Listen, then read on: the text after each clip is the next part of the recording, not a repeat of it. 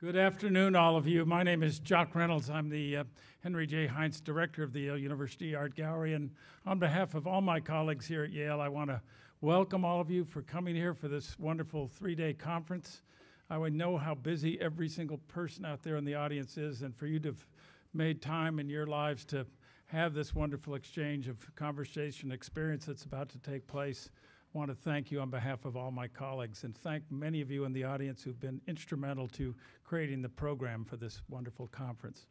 I'm about to turn this over with no further ado to Pam Franks, my wonderful colleague here to the left. Pam is not only the Deputy Director for Exhibitions, Programs, and Education, she's also our Seymour J. Knox Curator of Modern and Contemporary Art, and it's Pam, along with some other very able colleagues who've created the program for this conference. So without further ado, I want to welcome Pam and thank you again for being with us for this great occasion. All the best.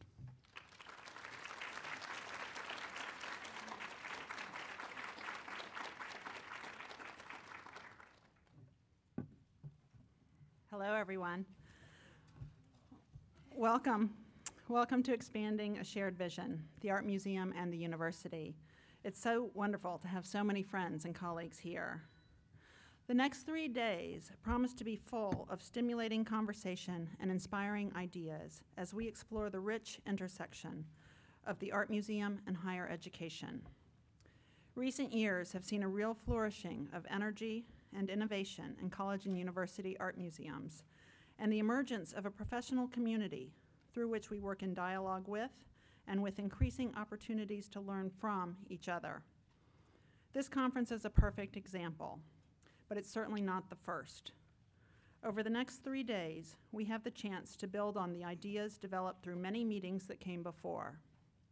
Just a year ago, many of us gathered at Dartmouth College, where the Hood Museum hosted teaching museums in the 21st century, moving our practice forward.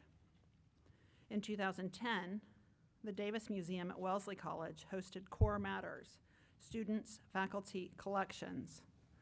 And in 2006, the Chang Museum at Skidmore College hosted the College Museum, a collision of disciplines, a laboratory of perception. These and other important gatherings have focused on the campus museum and the learning potential it affords.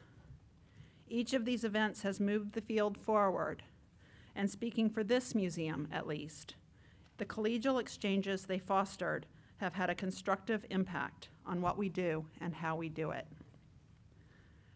The present conference comes at an interesting time for Yale. Having opened the expanded Yale University Art Gallery in December 2012, we are just wrapping up our first full academic year in the new space and are beginning to have a sense of what is possible and also of what it will really take to realize this potential. At the same time, our colleagues at the Yale Center for British Art are planning for renovations and are in the process of reconsidering the presentation of that collection. This conference is not about Yale, nor is it meant to be simply about what we are doing at the art museums here. Rather, it is about the larger field of college and university art museums, our common challenges and priorities, and ways we can continue to learn from each other. That said, it would be disingenuous to suggest our thinking in developing the conference program could have happened in isolation from our day-to-day work. For the gallery, planning for the building renovation, facility expansion, and eventual reinstallation of the collection began 15 years ago. During this whole time, the museum never closed to the public, and though it sometimes caused double work, staying open was in fact extremely helpful because these same years of renovation and reinstallation planning were equally time for a full consideration of our teaching priorities and programmatic strategy, pilot programs and experimentation, and ultimately a thorough revitalization of the educational vision for this institution. My colleagues and I have been incredibly fortunate and grateful to work with the leadership and mentorship of Jock Reynolds, and while certainly the most visible accomplishment of his tenure as director is the splendor of the expanded galleries, with time, I feel sure that it will become clear that the accomplishment with the most impact is the complete strategic overhaul and infusion of creative energy and resources of every kind into the educational mission that he has supported as director. 3 overarching principles that characterize the remaking of the gallery's vision of its educational mission are relevant to what we will be discussing over the coming days. First of all of the staff across every kind of functional job description work together to advance the teaching mission. Educating and creating meaningful experiences are the purview of curators as well as educators. Publications, exhibitions, and design all work with the educational mission in mind, and access to the collection is a priority for all. Second, Yale students are involved in every aspect of our work. Undergraduates are here for 4 years, 4 of the most formative years of their life, and the more meaningful their involvement here, the more likely they are to want to be involved with museums after graduating. Undergraduate and graduate students lead the majority of tours, and grad students teach all of the K-12 classes who come to the museum. At both Yale Art Museums, students curate exhibitions. Right now, between the 2 museums, 3 student-curated exhibitions are on view. And students are essential to some of our most creative programming in the gallery. We'll see several examples tonight. And certainly, university course collaborations are growing, and the disciplinary connections diversifying, both anchoring the intellectual experience of the Yale education in the physical and visual experience of original works of art, and, importantly, allowing us at the museums to learn from those student and faculty perspectives. And finally, the third overarching principle is related, and in a way, an important corrective to the preceding one. If my description of how we involve Yale students seems that our focus is entirely on the university, that would be selling what happens here very short. The most exciting dimension of all of the renovated approach to our educational mission is that we fully embrace the value of bringing our various constituencies together. Yale and the broader public come together through the arts and at its museums. The civic participation of all concerned, the education of all concerned, the mutual understanding that grows from coming together around art, and everything we learn from each other is perhaps the most exciting aspect of our work here. This is the context from which sprang Expanding a Shared Vision, the Art Museum and the University. In putting together the program for these 3 days, my colleagues and I had some guiding goals. We very much wanted the discussion to be forward-looking about the future of museums and the role universities and university museums can play in shaping a future in which museums are relevant and meaningful. We wanted to invite speakers from different size museums, from public and private institutions, and from geographically diverse areas. And we wanted to identify topics for discussion that would be as relevant and timely to as many of us gathered here as possible. Countless conversations with colleagues from other museums helped us distill a few key questions, and I want to thank you to the 100 or so of you in this room who took our calls and met with us as we were focusing in on what topics seemed most urgent. 3 rose to the top. Who are the audiences of university museums now? Who will the audiences be in the future? Who do we want our audiences to be? And how do these audiences engage with our collections, exhibitions, and programs? We also still have questions about teaching with and learning from art, even though teaching with and learning from art are central to everything we do as museums in an educational setting. In thinking about how to take this already rich and ongoing conversation further, we specifically set out to explore how specialized art historical expertise and cross-disciplinary analysis of art might each inform the other, and what the direct experience of aesthetic pleasure and the creative process might catalyze in people's ways of thinking and ways of living.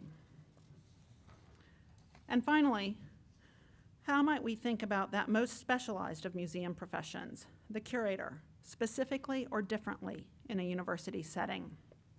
What particular contribution to the academy are curators poised and able to make both in terms of adding to the liberal arts education and in terms of training future generations. These key questions form the basis of 3 panel discussions: engaging audiences this afternoon, teaching and learning with art tomorrow morning, and curators and education tomorrow afternoon. Each panel discussion will follow the same structure. The panel chair will introduce the topic and introduce the speakers, and then each speaker will present for 10 minutes. These prepared remarks are intended to spark ideas and questions, and the brevity of the presentations is deliberate in order to leave ample time for discussion. In addition to these official panel topics, a number of other threads will surely run throughout our days together. Some of these include, what is the role of technology in the museum and in teaching with and about art? Collaboration and collection sharing is a topic that will surely arise. What can we do better together, and how might we strive to make sure we as a field are bigger than the sum of our parts? How are students changing? How are the ways they learn and the ways they choose to spend their time changing? And how, as university citizens, should museums accommodate this change? How does collection preservation and the knowledge conservators or scientists bring to the table inform the broader understanding of art and enhance the more general educational experience? And how can we most productively engage with artists? I hope we won't let these important questions drop during the various discussion sessions. Following each panel, we've scheduled a related experience. So after this afternoon's consideration of audiences, we will all have a chance to be the audience for an extraordinary selection of creative programs in the galleries. Tomorrow, after the panel about teaching and learning with art, we have a special guided looking session, again in the galleries. And after the panel on curators and education, a group of students who curated the exhibition Contemporary Art South Africa will talk with one of the artists in the exhibition, Mikhail Subotsky, about what they learned through the process of organizing the show. One note about this conversation, it will take place here in the auditorium, so please do be sure to see the exhibition this evening or tomorrow during the lunch break before that session. A roundtable discussion about the future of the University Art Museum Saturday morning will offer the opportunity both to synthesize ideas from the panels of the preceding days and to look forward. And finally, for those of you who are staying on for the workshops on Saturday afternoon, 2 sessions on a range of focused topics will offer a more how-to approach. And hopefully the ideas that come out of the panel discussions leading up to the workshop sessions will inform those conversations. It is our hope that these sessions will offer participants something you can each bring back to implement at your home institution in fairly short order. So if I may go over a few practical concerns, the panel discussions are being filmed and they will be edited for presentation on the website. Please turn your cell phones to silent. And during the question and answer periods, please wait for the microphone to ask your question so the recording will pick it up. There will be a few different photographers here over the next few days. Photographers from the gallery and the university are documenting the event, and their pictures could well be reproduced in print and circulated online. There will also be an artist working in our midst. Matthew Monteith is a graduate of the Yale School of Art and a truly wonderful photographer. His current project is photographing people looking at and talking about art, and his images capture magical moments of pleasure and inquiry when people come together around art. So I suggest you find him and ask him about his work. You won't be sorry. No food or drink is allowed in this auditorium or in the museum. We are, alas, too large a group to have conference meals or coffee breaks, so we do hope that you'll enjoy the many excellent and varied coffee shops and restaurants New Haven has to offer. Tomorrow evening, though, there will be a special conference reception generously hosted by our sister institution across the street, the Yale Center for British Art. Our thanks to Amy Myers and the staff of the Yale Center for British Art not only for hosting the reception, but also for the intellectual collaboration in planning for this event, and the many staff members who are speaking and leading workshops. Thanks again also to so many of you from other museums who brainstormed with us as we were considering topics, conference formats, speakers, and facilitators. And I'm not even sure how to begin thanking my gallery colleagues for making this conference happen. The outpouring of help from colleagues across the staff was so generous, and without it, the event simply would not be happening. There is, though, also a core group of colleagues whose brilliant minds and commitment to the importance of this conference were essential to developing the program, and I'd like to name them. These include Joellen Adai, Maureen Theodore, Elizabeth Harnett, Elizabeth Manikin, Jessica Sack, Kate Ezra, Tiffany Sprague, Stacy Wujek, Chris Sloboda, Larry Cantor, and Jock Reynolds, and we are very grateful for your input. Certainly none of this would have been possible without the very generous support of our funders. The Lydia Winston Melvin Fund has supported many stimulating symposia here at the museum, and we are delighted to have this one follow in those educational footsteps. The Samuel H. Kress Foundation provided generous support, which enables us to make the proceedings as widely as accessible as possible, both through travel grants for people attending from institutions with limited travel budgets and through support that enables the recording for web presentation. We're also very grateful to the Manton Public Education Fund for its support and to the great benefactors of the Yale University Art Gallery's educational endeavors, the Nolan Bradley families. Their support has let us establish the Nolan Center for Art and Education Endowment Fund and the Nolan Bradley Family Fund for Education, both of which are supporting our time together here. Now, to get things going, our first panel is Engaging Audiences, and chairing this panel is Maureen Theodore.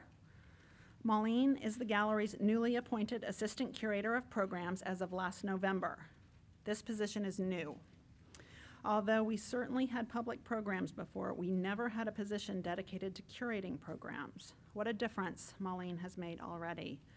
Dance, music, poetry throughout the galleries, artist talks and discussions, scholarly lectures, study days. It's been incredibly lively and illuminating. Prior to accepting this position, she was the Lewis and Dorothy Coleman Postdoctoral Fellow in the Education Department, a postdoc fellowship we host here in collaboration with the Museum for Modern Art. She has worked closely with many of our educational endeavors, and she's done an absolutely stellar job mentoring students through the curatorial process of 2 exhibitions. Many Things Placed Here and There, the collection of Dorothy and Herbert Vogel, which was a stunning success and closed earlier this year, and Jazz Lives, the photographs of Lee Friedlander and Milt Hinton, which is on view now. And tonight you'll be able to hear from one of the student curators and hear a terrific musician perform in the exhibition. So thank you all for being here, and Maureen.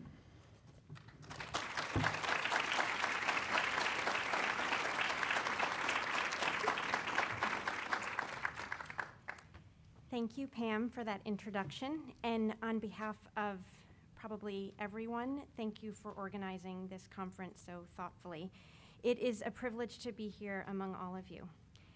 As Pam mentioned, the planning for this conference has evolved over many, many conversations. And these conversations have brought to the fore many issues percolating in the museum world and certainly at the Yale Art Gallery. And the topic of engagement and audience is no exception. As we adapt to new audiences, interests, and spaces, it is a topic of critical importance. The gallery has, for quite some time, been invested in teaching with the original work of art. This is at the crux of our teaching here. With our programs department, that investment is expanding beyond an encounter with the original. Sure. Better? Okay, sorry. So the gallery, as I was saying, has been invested for some time in investing in teaching with the original work of art, and this is at the crux of our teaching here. With the new programs department, that investment is expanding beyond an encounter with the original work of art to also include an investment in an original participatory experience and exchange of ideas, an experience that can happen across disciplines and that can invite the breadth of our audience, which can include students, faculty, and staff, as well as the community of New Haven and beyond. As Pam mentioned, I came to the gallery 2.5 years ago as the Coleman Fellow in Education, but I began my work here as the Assistant Curator of Programs 5 months ago. And during these 5 months, we have offered some of what we have offered previously, such as lectures, gallery and exhibition talks, and artist talks. But I've also had the freedom to experiment, to collaborate with curators, students, and academic and community partners, and to think about engagement, relevance, and fluidity, and to take time to ask questions, such as, how do we create an environment where encounters with original works of art and ideas can happen across cultures and generations and communities, where visitors sense that their presence and participation matters and is a critical part of the experience, where frameworks are open enough that surprises can happen. So we'll consider these questions anew with each exhibition and with each proposal. This spring semester has been ripe with interdisciplinary collaborations and programs. Some are born out of exhibitions in the collection. Some of us come to us from the university or the community. Over the past academic year, I worked with colleagues here to supervise 3 students in curating an exhibition of photographs related to jazz. The exhibition, Jazz Lives, the photographs of Lee Friedlander and Milt Hinton, is on view now on the 4th floor. The exhibition brings together 2 sets of photographs, one by Friedlander, a well-known photographer, that documents the history of jazz in New Orleans, which is considered the birthplace of jazz. The other by Hinton, perhaps the most recorded jazz bassist, who traveled the world playing music and brought his camera everywhere, documenting another history of jazz that covers a good portion of the 20th century. From the beginning of the curatorial process, the student curators wanted to have live music in the exhibition. They felt strongly that live music would profoundly affect one's engagement with the photographs. We designed the exhibition so that half of the gallery is more like an open performance space. We borrowed a piano from a residential college here, and we invited musicians to play jazz among the photos. We brought in Yale student groups, a local New Haven group, middle and high school bands, and we did an open jam session where, in the end, a professor from Oberlin and 2 local high school students joined the house band of graduate students, and they all played together in this kind of magical performance. Each of these performances was at capacity, and the audience was diverse. Students came to support their friends, parents came to see their kids, and the community came in droves, broadening previous ideas we had about our audience. And that the music was consistently great didn't hurt the whole scenario. Some people sat and listened to the music, others walked around and lingered over photographs as music filled the space. Since our first performance, students, pianists in particular, have asked to practice in the exhibition. 2 music camps have asked to use it as a performance space this summer, for a few examples. Having a piano physically in the space has allowed the gallery to be flexible and responsive, to be a platform for a dynamic encounter between photography, music, and people. Will these same visitors return for a program that features, say, Bach in the Baroque galleries or another interdisciplinary endeavor, such as dance? Might they return for a kind of discussion plus making session, which has been on my mind? So, say, weaving on a loom in the Indo-Pacific galleries, for example. We know children benefit from experiential learning. Adults do too. Might we try more of the activities that we use with children on adults? I'm thinking specifically of something I tried with older kids on one of our family days. I brought a floor plan into a temporary exhibition space, and we played around with the placement of the walls and the works of art, and noticed how many narratives could be told and experiences could be had. So we have 2 guiding questions for this panel on engaging audiences. Who is the audience for the University Museum now and in the future? And how do those audiences engage with the museum and the collection? We have a great panel with varied perspectives to help us parse out these questions. I will introduce them briefly in the order in which they will present. You can find longer bios for each of them in your conference folder. But don't look at that right now. Tess Kobin is a 4th-year graduate student in the History of Art department at Yale. For the last 2 years, she has worked as a Wordle gallery teacher at the gallery and as a graduate research assistant at the Yale Center for British Art. She speaks to the point of view of audience, of the varied audiences she encounters, and to the different kinds of looking that can happen at the gallery. Amy Chang is the Director of Engagement at the University of California, Berkeley Art Museum and Pacific Film Archive, where she oversees the communications, education, and membership departments. She'll focus on an open-ended exhibition at BAM PFA that situates the artist as a primary audience member and as a catalyst for audiences in the museum. Luis Croer is Deputy Director of Exhibitions and Collections at the Henry Art Museum, and he oversees educational programs. The Henry Art Gallery is the museum of the University of Washington at Seattle, as well as the Contemporary Art Museum of the City of Seattle. Luis will discuss a number of initiatives that investigate the relationship between the museum and the city. CRA Levenson is the Associate Curator of Education at the Yale Center for British Art. The YCBA has a very focused historical collection, and CRA will discuss the challenges and possibilities of such a collection. And finally, we have Marla Burns, the Shirley and Ralph Shapiro Director of the Fowler Museum at the University of California, Los Angeles, and an adjunct assistant professor in the Department of Art History at UCLA. She'll offer an institutional perspective on the opportunities afforded by a global collection for engaging with the collection and for learning how communities engage. Our panelists will give brief presentations, 10 minutes each, one after another, and these we can see as kind of case studies to lay a common ground for us to talk about audiences and how they engage. And at the end of their presentations, we six will come to the table for a conversation that will open up to the audience. So thank you, everyone. And Tess, I would like to ask you to begin.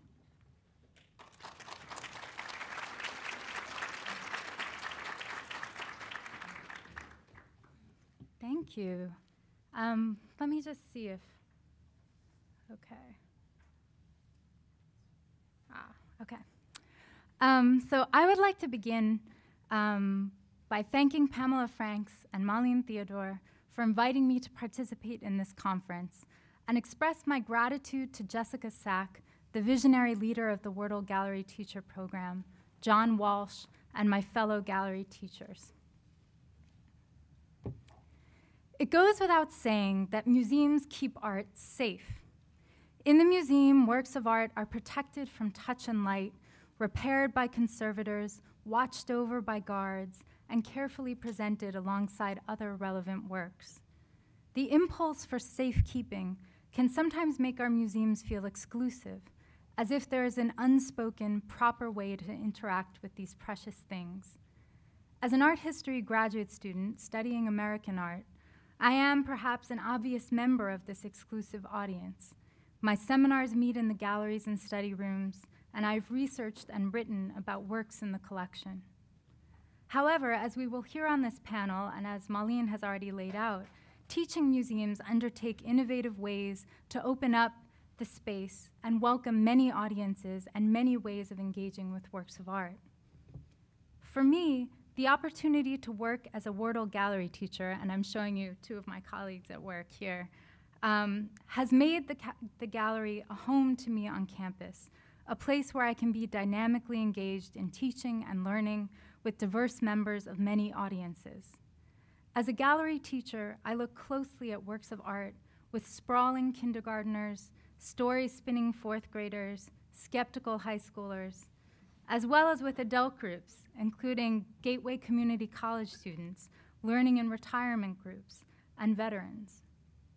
This teaching has provided an important complement to my academic work.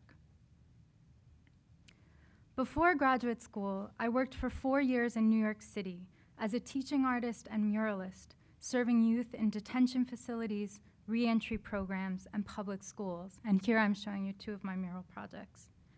My interest in studying art grew out of and continues to be grounded in a commitment to teaching and working with communities beyond the university.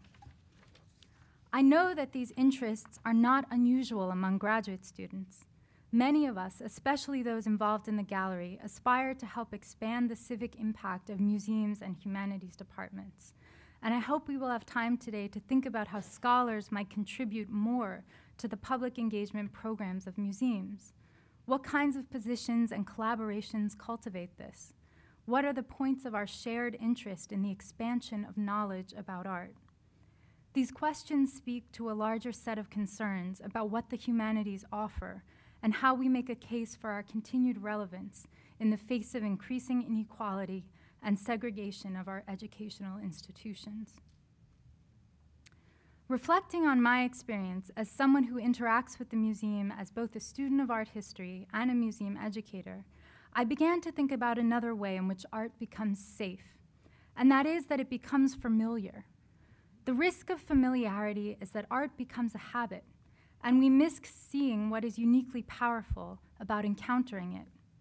As theorist Victor Slavsky explains, habitualization devours work, clothes, furniture, one's wife, and the fear of war. And art exists that one may recover the sensation of life.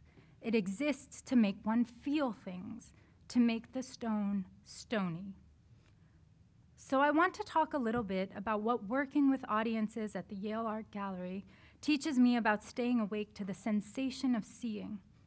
Looking at works of art with other people, collaborative seeing, is what shakes us from our assumptions and habits and allows us to see anew. Teaching is a daily reminder that everyone comes to looking with his or her own expertise, and this is a crucial lesson for those of us who have set out to become experts in some aspect of art history. First and foremost, each person is an expert in what they see. This powerful truth, a central tenet of museum pedagogy, is so often manifest in the observation of children. Looking at Erika Giovanna Klein's 1926 painting Abstraction, an elementary school student described the motion of the horse as the experience of turning pages of a book. This surprising description connects her own experience of pictures in books that are at once still and in motion to the concerns of painters who were grappling with capturing the movement of the modern world on flat canvases in the 1920s. Some comments are more emotionally grounded, as in the high school student from New Haven's Cooperative Arts High School, who described this ceramic structure thus: "Behind every barrier is an open door." And if you look, you will see that that's very true. This well-observed summation of a form that is both fortified and inviting is just one good example of the precision and power of spontaneous comments made in the space of collective looking. They are dazzling reminders of how much meaning there is in form and how much it can be discovered through seeing. Adults, of course, bring vastly more experience and expertise into the gallery. This year I have had the opportunity to collaborate with my fellow gallery teacher, Ana Maria Gomez Lopez, to facilitate a series of workshops for home child care providers who work with All Our Kin, a New Haven-based nonprofit.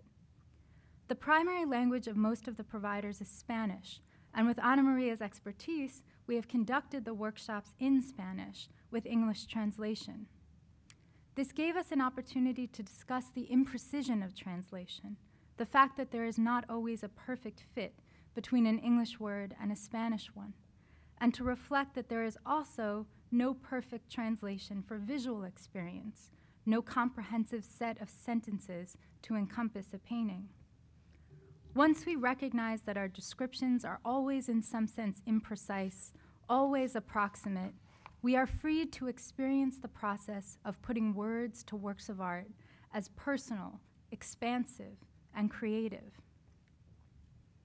When this group spent time collectively looking at Picasso's First Steps, the providers described the painting in the language of early childhood education, noting, for instance, how the child's thrilling steps towards independence was enabled by the support of a steady, caring adult.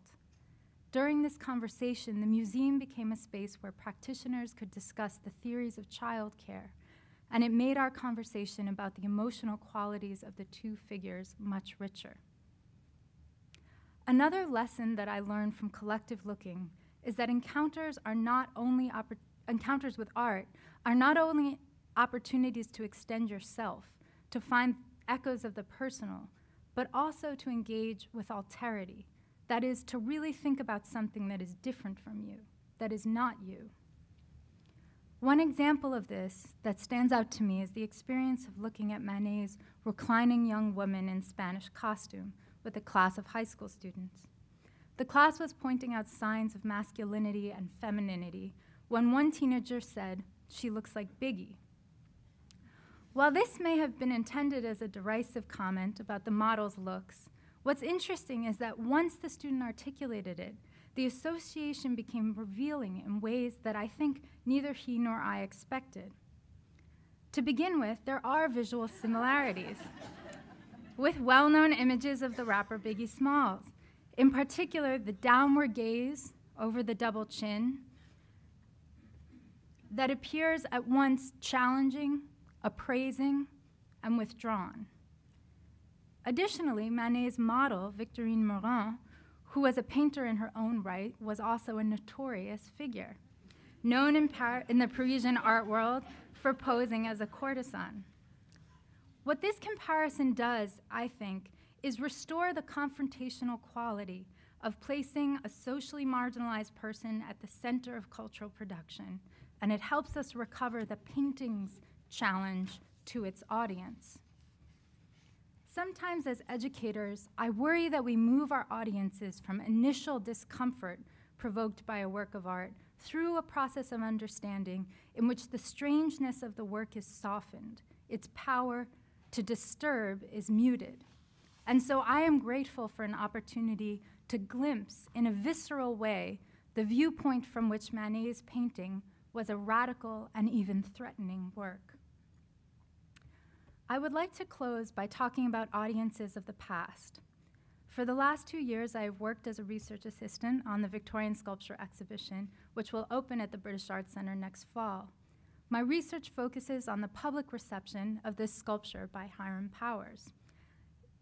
And a key object that has helped us imagine the sculpture's spectacular popularity is this handmade quilt by an unknown maker, probably a woman living in Kent in the 1850s. It features two silhouettes of the sculpture in the center of a profusion of colorful motifs. In so many ways, this quilt is a playful, innovative, and complex response to Powers' sculpture. And I have written about the way it brings the Greek slaves' moral messages of abolition and chastity into the private space of the home, celebrates the maker's fabric collection. Each of the pieces is a different piece of pattern of fabric, and therefore celebrates the rise of manufactured textiles, and even evokes the colorful displays of international exhibitions where sculpture was shown in the 19th century. In the context of today's discussion, it is also a reminder that encounters with art continue to develop in the creativity of our audiences long after they leave the museum. Viewers become makers. The activated audience is not something confined to our 21st century moment. Participating in collective looking with all the different people who come to the Yale Art Gallery has strengthened my historical consciousness because it has enhanced my sensitivity to the multiple viewpoints and creativity of audiences of the past, as well as those I joined today. Thank you.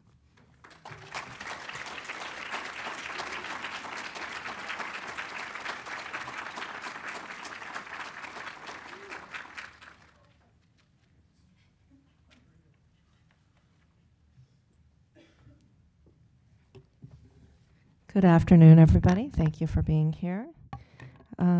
Do I use this for PowerPoint to advance? Okay, great.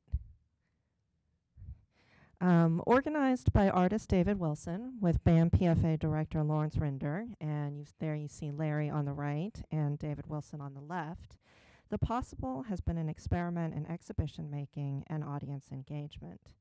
Wilson refers to the project as a platform for creative experimentation and exchange, and over the past 4 months, a fluid group of invited artists and members of the general public have come together as audience facilitators and creators. The exhibition itself, which I use in scare quotes, and you'll kind of come to see what that means, has been an ongoing loop of making, curating, viewing, and participating that broke down boundaries between artists as makers and audience members as viewers, and privileged process and interaction over product. An extension of Wilson's artistic practice, it evolved over 2 years of preparation, including an extensive mail correspondence project. even after the galleries opened to the public, the exhibition continued to evolve. New artists and programs were added, and objects were constantly being created and put on display. Starting as a collection of studios, the project transformed 5 of the museum's 9 galleries into a dye lab, print shop, ceramic studio, recording and video space, and library. A 6th gallery was designated as an exhibition space. Each studio was run by a core group of artist facilitators who were on hand to help people tackle new work in their area of expertise. Those who made new work included museum visitors who participated in weekend workshops and invited artists who worked in media in which they were not expert. An example of the latter is composer and sound artist Joan LaBarbera, who, invited to perform in our Friday night series Late, spent the day in the natural dye lab dyeing a length of silk. The silk was then sewn by one of the artist facilitators into a robe that was worn that same night for the performance. On Sundays, public workshops were held, and visitors to the museum were invited to try their hands at projects that included kite making, ceramic bead making, indigo dyeing, mail art, dance, songwriting, natural perfumes, yoga, and printmaking. Often what was made was destined to be used in an upcoming event. Masks, again you see David Wilson, now masked. Masks for the opening ceremony. Beads and endorsements for a fashion show held in collaboration with Creative Growth. Printed posters for upcoming events. This arrangement sustained the engagement of participants and extended the invitation to participate from event to event. Every Wednesday, David Wilson, along with his collaborator, artist Corey Gerard, selected items from those made by both artists and members of the public and installed them on a platform designed by Gerard in the only designated exhibition space in the Possible. These pictures were taken about 2 weeks apart each, and so you get an idea of how the exhibition accumulated over time. The gallery space highlighted the non-gallery nature of the more active spaces in the museum and recontextualized the objects on view from art objects in an exhibition to part of an organic and ongoing process of making and learning, while also resituating the gallery itself and, by extension, all galleries within the same living matrix. Much as the Possible confounded notions of exhibition, it also called into question traditional ideas of audience. A statement that I've heard David Wilson repeat is that the Possible was built by those who participated in it, that it was created by, not created for. For him, the Possible was a place that could support a convergence of people who joined in occupying and playing out the potential of the place as a platform for action, creation, and exchange. Key to the success of the project was the engaged participation of the audience and their ability to transcend their role as observers. The space was meant not as a stage, but as an open space for engagement and participation. These new roles for exhibiting artists and for audience members were challenging for some and liberating for others, and necessitated some adjustments during the run of the exhibition. Within the first month of the exhibition, we printed up sheets to hand out at the front desk that invited audience members to engage with the artists and laid out which parts of the exhibition were hands-on outside of workshop hours. Overall, we had very positive feedback from visitors, especially those that visited on Sundays when public workshops and multiple media were held. I spoke to one visitor who came to BAM-PFA for the first time because of the Possible and proceeded to come to almost all of the Sunday workshops. She noted that without the participatory and hands-on aspects of the exhibition, she would not have become an initial museum visitor. Much of the success of the Possible depended on the generosity of the participating artists, especially the artist facilitators. These artists led the Sunday workshops in the Natural Dye Lab print shop and ceramic studio and worked with visiting artists to those studios. I interviewed Deepa Natarajan, she's the one who's in focus in the image, one of the artist facilitators of the Natural Dye Lab, and she cited the growth of her practice as one of the highlights of her participation. Initially, she thought she would come only on Sundays to host workshops, but found over time that she, along with the majority of other artist participants, wanted to spend as much time as possible in the gallery studios. She likened the project to an artist residency or retreat and said that it left her with an ongoing attentiveness to collaboration and experimentation. According to her, she started with wanting to make a good show, but now is using the space as a studio. She noted that there's a lot of inspiration and motivation here. Unlike a regular exhibition, where the artist list and checklist is determined well in advance, the Possible allowed both of these to grow during the duration of the show. This is a picture from our control room, and it shows name tags of artists that were planning to come multiple times. And this image was taken about halfway into the show, so at this point the number's probably about doubled, just to give you a sense of the number of artists that are coming in to the space and making work. These artists, ranging from artist facilitators to visiting artists who came to make their own work, made up an important audience for the project. The exhibition began 2 years before it opened at BAM PFA, with David starting a series of artist-led classes and clubs, holding a series of artist retreats, with the exhibition envisioned as a culminating convergence or sustained convening, and the launching of an extensive mail art correspondence that sought to make physical the web of connections between artists. Each mailing included a questionnaire that asked artists to list influences and inspirations, including other living artists. These living artists were often then invited to participate, expanding the list of artist audience participants outward in an organic process of influences.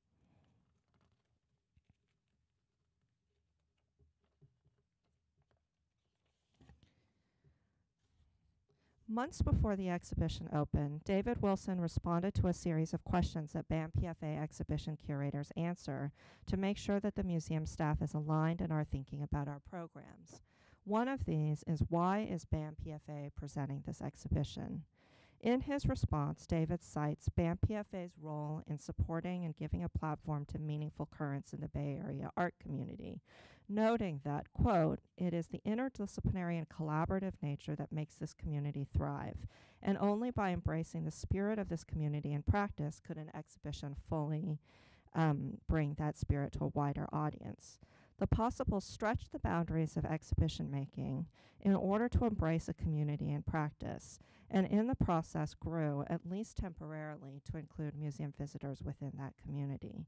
It defined art not as object, but as practice, and made the museum a place not just to see artworks, but also a place to experience art." Thank you.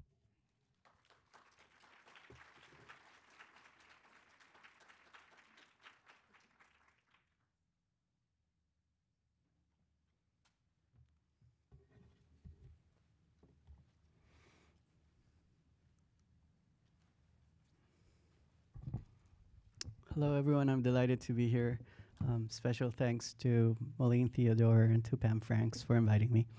I'm going to speak about a project that an ongoing project that we have at the Henry Art Gallery since 2011. We had a bookstore, like most of us, a store and a bookstore that we had in the museum, like most of us do. And we decided to remodel that space and create an engagement gallery. And throughout this period, we have run a number of projects that I will be talking to you about. But just to give you an idea of what the test site is, it's just a space that is directly adjacent to the reception of the museum. So it's the first thing that people encounter when they come into the museum. And it was designed to be, as I said, an engagement gallery. So it doesn't really respond to any of the other parameters that we use for exhibition making. And just to clarify, I am in charge of exhibitions, but I also oversee programs. So this is a gallery that it stands very much in the middle of what exhibitions and programs do actually. And so the test site has really been designed to be a space to receive innovative forms of thinking. It's a research space. It's a space that's really best used for different kinds of of experiences, and it's really generally a space that's animated by artists or by other thinkers that are involved in this, in sort of processes that are not exactly exhibitions. They have a visual component, but they're also primarily made to engage. So it is meant to create connections, to encourage original thought, to showcase and encourage artistic and intellectual risk-taking, to provide a space for novel modes of inquiry, to foster alternatives to conventional museum didactic practices, and also exhibition making. It's been a very important source of questions for us in terms of what we do in the rest of the program, and also offering a flexible platform for engagement with diverse audiences. As Moline mentioned when she introduced us, the Henry is both the University Museum and also the Contemporary Museum in Seattle. So in the time that the test site has been running since 2011, we've done a number of projects, and all of them have very specific requirements, and we have to think about how each one of them is set up. It's really an endeavor that forces us to work collaboratively with different types of people. And so we've done Shelf Life that focused on books and book production, how to make a 1-minute sculpture, which was from a piece, an Erwin Wurm piece that we have in our collection that was that we ran through with the dance department at the university. Morning Serial, that was a graduate thesis documenting the field of web comics. The B-side, which looked at records and local record production, which was in dialogue with the record traveling exhibition that we presented at the Henry. We did a first presentation of Laurie Anderson's book production. Laurie has, apart from her multimedia practice, been very interested always in books, and she has produced a number of projects in book form.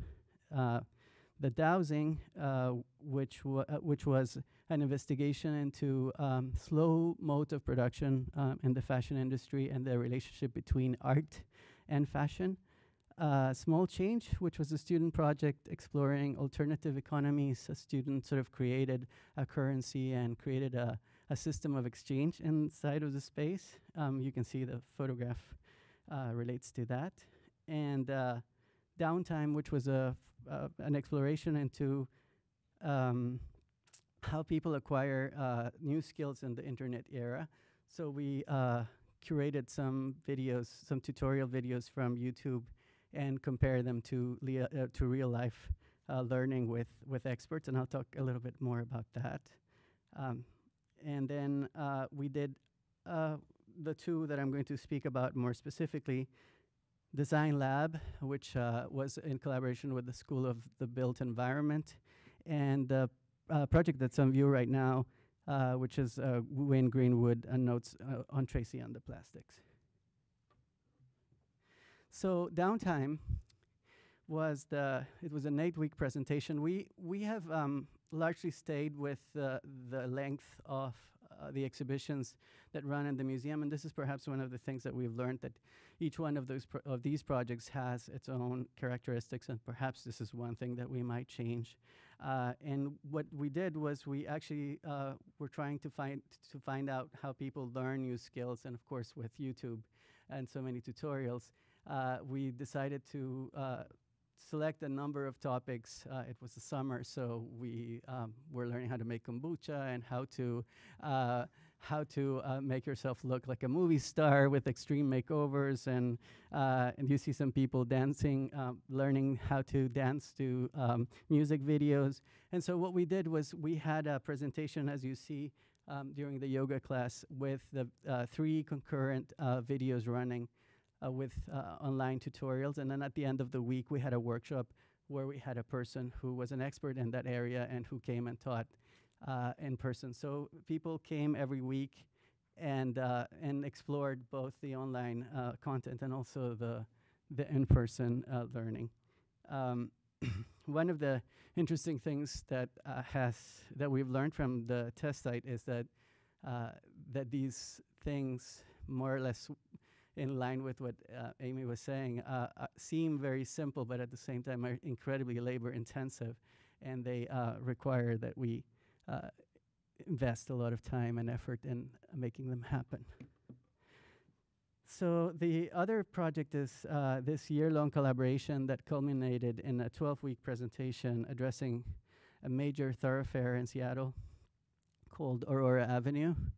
And we did this with the School of the Built Environment. And although we feature a number of projects, we have understood that this is a very strange kind of space that needs both a visual component and also an engagement component. So there are always workshops and there are always animated sessions.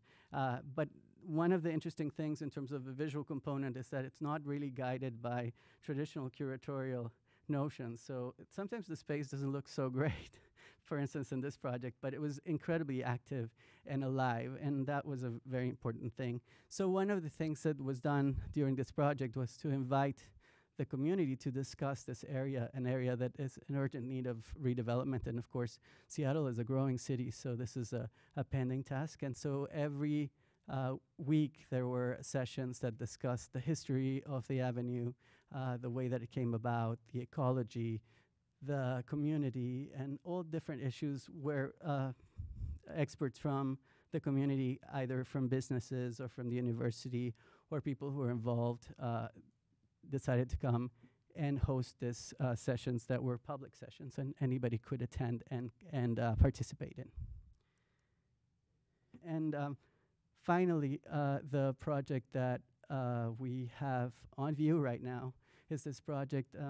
Wynn Greenwood is an artist who is a Seattle artist, and she's a queer artist who, at the end of the 90s, was doing this project called Tracy and the Plastics, which was a series of performances that used to take place in all sorts of alternative places, and more or less underground places, but also some institutions. And Wynn at the time was very young and did not document her project properly, and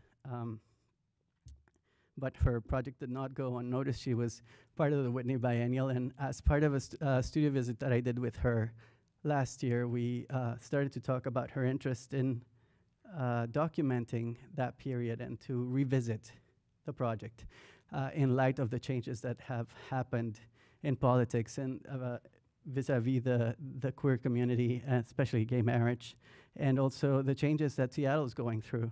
And so we have given the test site to her over to her, where she is revisiting every single of those performances at a different age, at a different time, and looking at the political and social conditions that are ruling her practice today, and looking back and trying to figure out what these performances meant then and they mean now as well. So things that we have learned with this project is that engagement spaces are different than exhibition spaces. That engagement is not homogeneous, that these presentations address specific audiences and interest groups, that we're creating a series of smaller communities that as a whole diversify and grow our audience, that engagement projects require longer periods to gel and should not obey traditional exhibition programs and calendars, that maintaining a flexible space that morphs according to each presentation poses a constant challenge, a welcome one, which I particularly enjoy, and that research-based projects and face-to-face interactions work best in the space. And that's it. Thank you.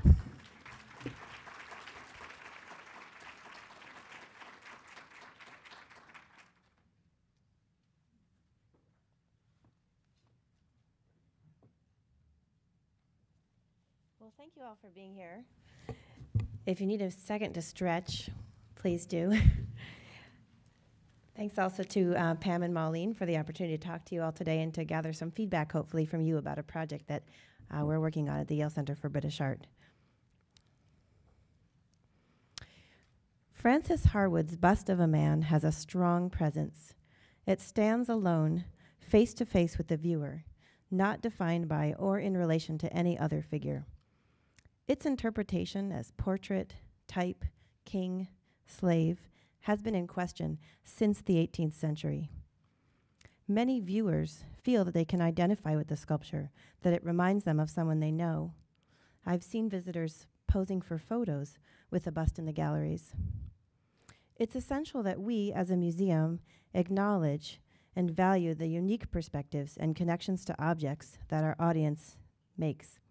We need this knowledge to forge new meanings about objects.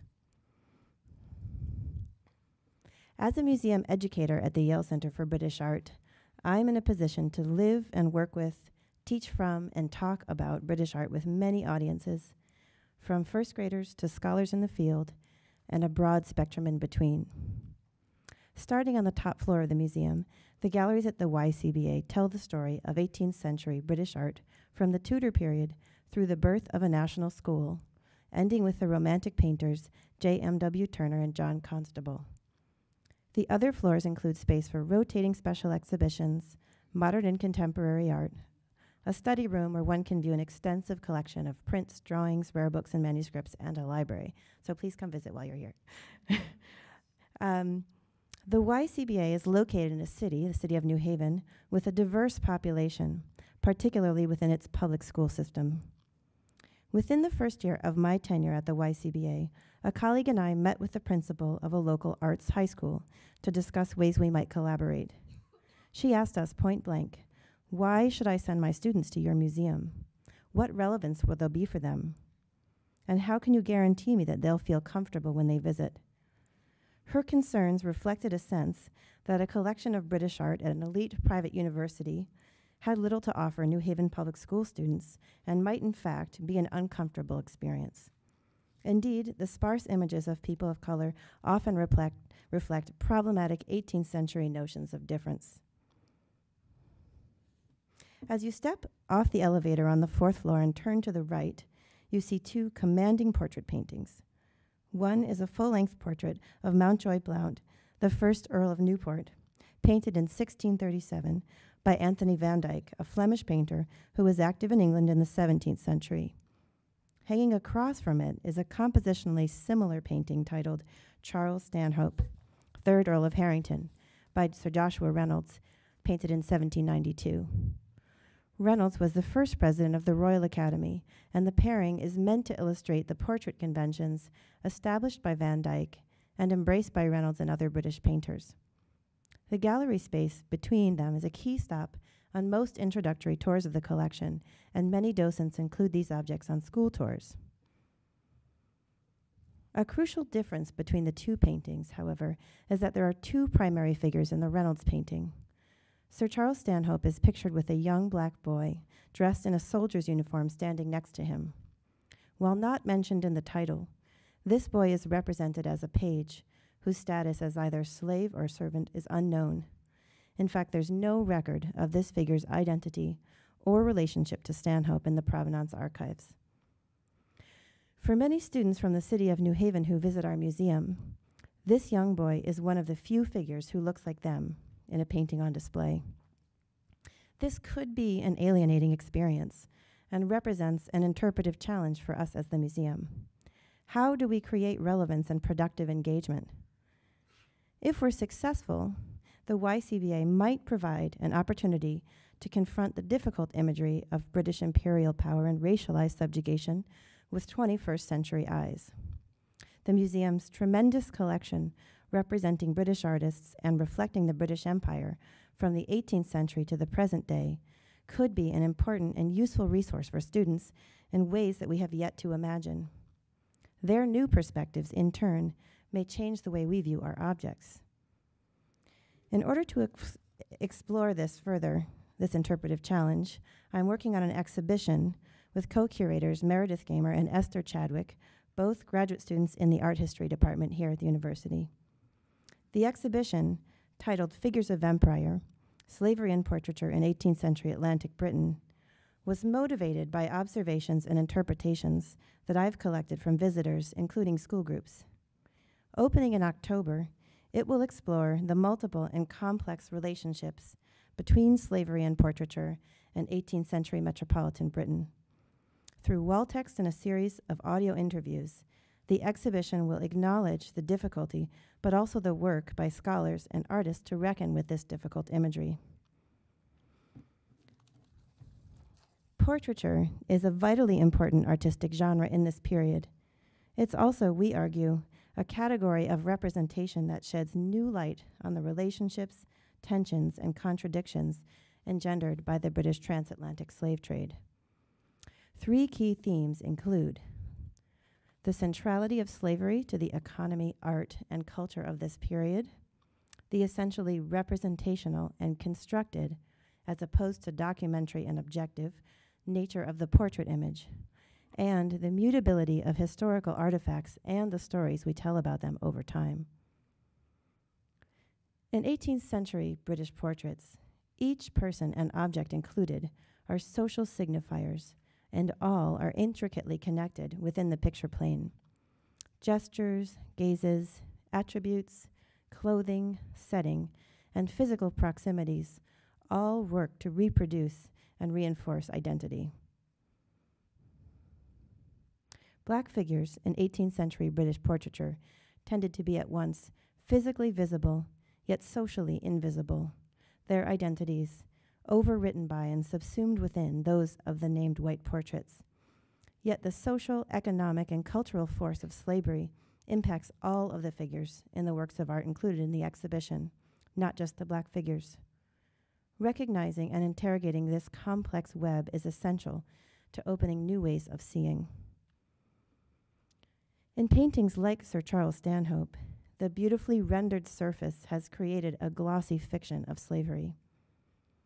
Anthropologist Michel Rolfe-Triot noted, "The ultimate mark of power may be its invisibility, the ultimate challenge, the exposition of its roots.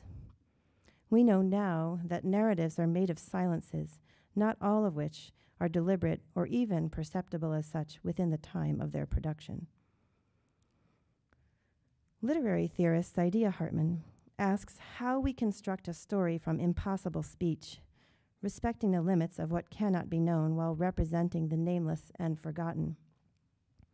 In what ways can we now think about this boy's life experience and all that we can never know but would like to about him?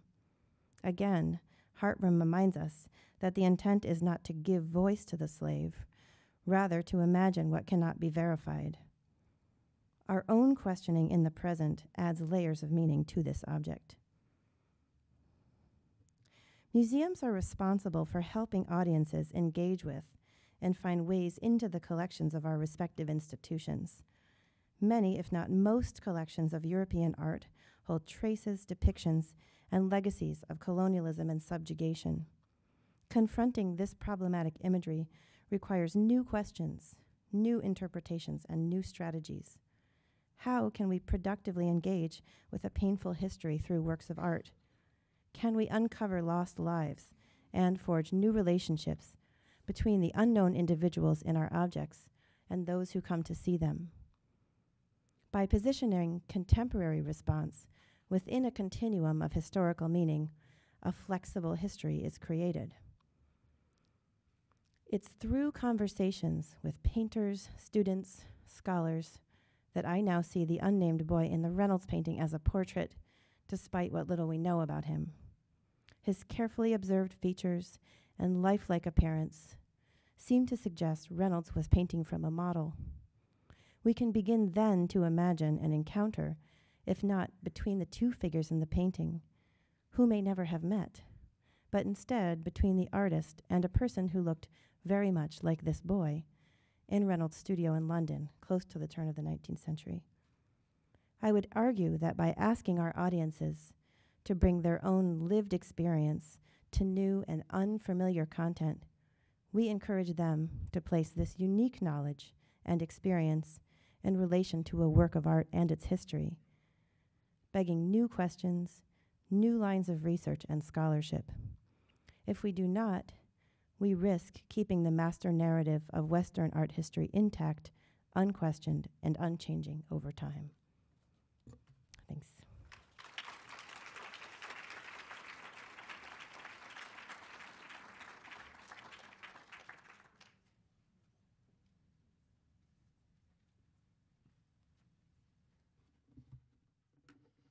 I'd also like to thank Marlene and Pamela for inviting me to participate in this panel. Let's see.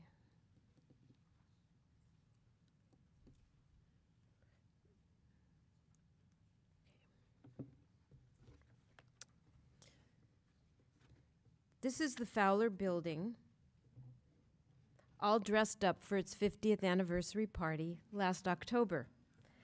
The beach ball globes pouring out of the towers and sliding off the roof are part of the artist Maximo Gonzalez's site-specific installation, Walk Among Worlds, which we commissioned for the occasion. We saw these 7,000 world globes as a perfect metaphor. Walking among worlds is what you do at the Fowler, and like the strings of globes that comprise this installation, you are invited to make connections among the artists and cultures of the world. When the museum was established in 1963, it was called the Laboratory of Ethnic Art and Technology, the word laboratory signaling UCLA's intention to create something new and of unrestricted possibility. Our mandate as a museum was global, with an emphasis on the arts of Africa, the Pacific, Asia, and the indigenous Americas, and our purview was interdisciplinary long before the term became fashionable. This new campus museum was given the opportunity to invent itself, and thus it did, and so it still does, developing research, collecting, and exhibition approaches that cross the divides of what we have conventionally considered the domains of the art museum and the ethnographic museum. Our mission is to enhance the understanding and appreciation of the diverse peoples, cultures, and religions of the world, past and present. Our audience encompasses students, faculty, and staff across the campus, K-12 youth, and a community constituency that is local, national, and international.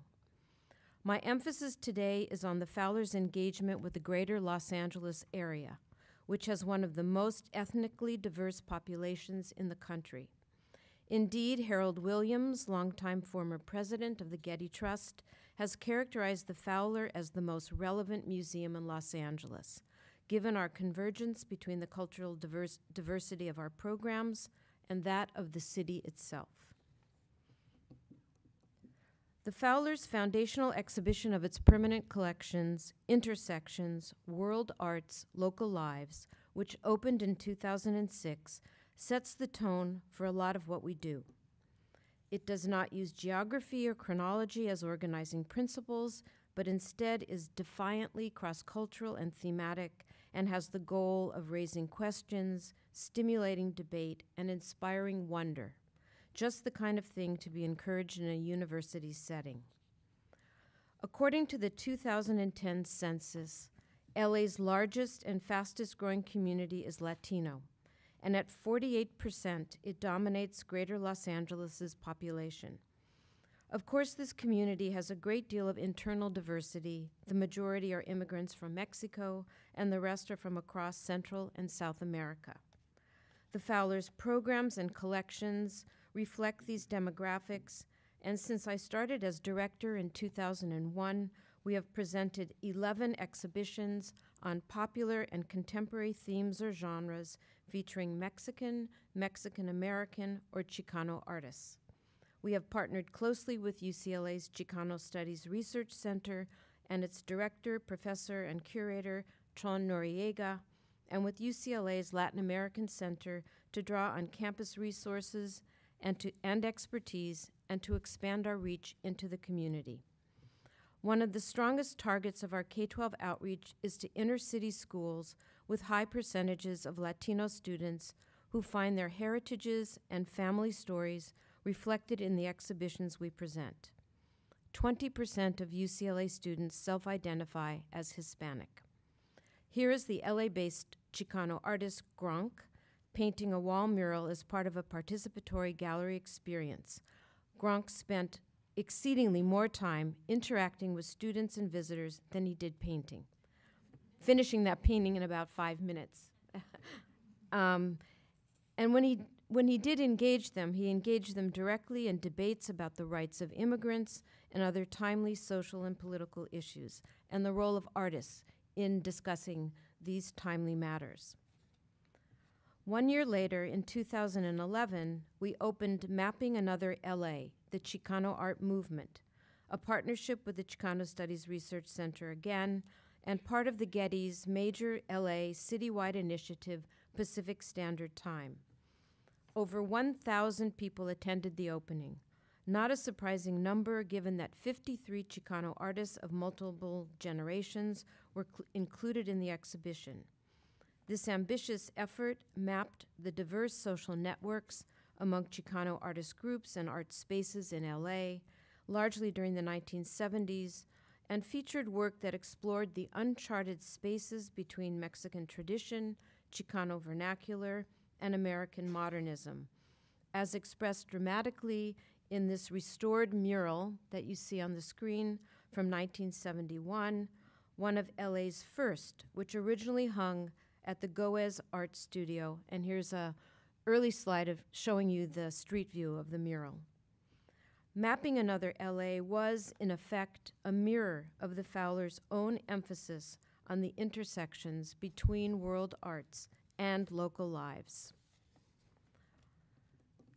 The Fowler used the occasion of its 50th milestone year to organize a suite of 8 small exhibitions featuring artworks nearly 1,000 strong from our vast collections, which number over 120,000 objects. This huge, 25-foot-long New World Wunderkammer was one of them, and was conceived by the Chicana installation artist Amalia Mesa Baines, who we invited to make new meanings with our collections. We opened our storerooms, and she embarked on a 2-year process of inquiry that led her to interrogate the lives of our objects and to combine them in ways that could narrate and reclaim the history of conquest and mixing in the New World. The 3 cabinets feature the indigenous Americas in the center, Africa on the right, and the colonial experience on the left. By recombining objects according to her own plan, Amalia drew on their indigenous powers of protection and healing for her own purposes. Suffice it to say that Amalia's Wunderkammer was a powerful demonstration of a collection's dynamism, of objects not always sitting remote on shelves, but able to continue their journeys and be transformed, as they were here by the artist, into vehicles of wonder and resonance, borrowing from the famous words of Stephen Greenblatt. This image from the opening says it all, and predicted audience interest in this installation and its relevance to LA's Latino and Chicano populations. This project has certainly inspired me to think about other ways to activate our collections, probing their contemporary vitality and relevance, and engaging different community audiences. I would argue that it is the repeated engagement with communities and the development of multiple and varied programs which build strong relationships and an environment of trust and mutual respect. This sequence of programs over the past 4 years has strengthened the Fowlers' connections and commitments to this large Mexican-American and Chicano constituency, concentrated on LA's east side, a world away from the more prosperous and largely white west side, where UCLA is situated. I'd like to end by sharing very briefly another exhibition program we recently hosted, Light and Shadows, The Story of Iranian Jews, which also had a high degree of community engagement. This time we worked with LA's sizable Iranian diaspora, the largest outside of Iran and Israel. The majority of this population is situated on the west side, practically in UCLA's backyard. This traveling exhibition offered many outreach and networking opportunities. It used a range of objects and artworks, photographs, and other ephemera to illustrate the complex history of one of the world's oldest Jewish communities, dating back some 2,700 years in the Persian sphere. As you might expect, the exhibition attracted a very large local Iranian Jewish community, which numbers over 50,000 strong. Families came together so that grandparents could share stories with grandchildren. Others discovered themselves or relatives in the photographic and archival work of local artists we included in our presentation. Not incidentally, the project was fully funded by a local family foundation, providing generous resources for publicity and allowing us to hire a young Iranian woman to be a part-time community liaison and coordinator. Like other Fowler projects, this one effectively connected the local to the global.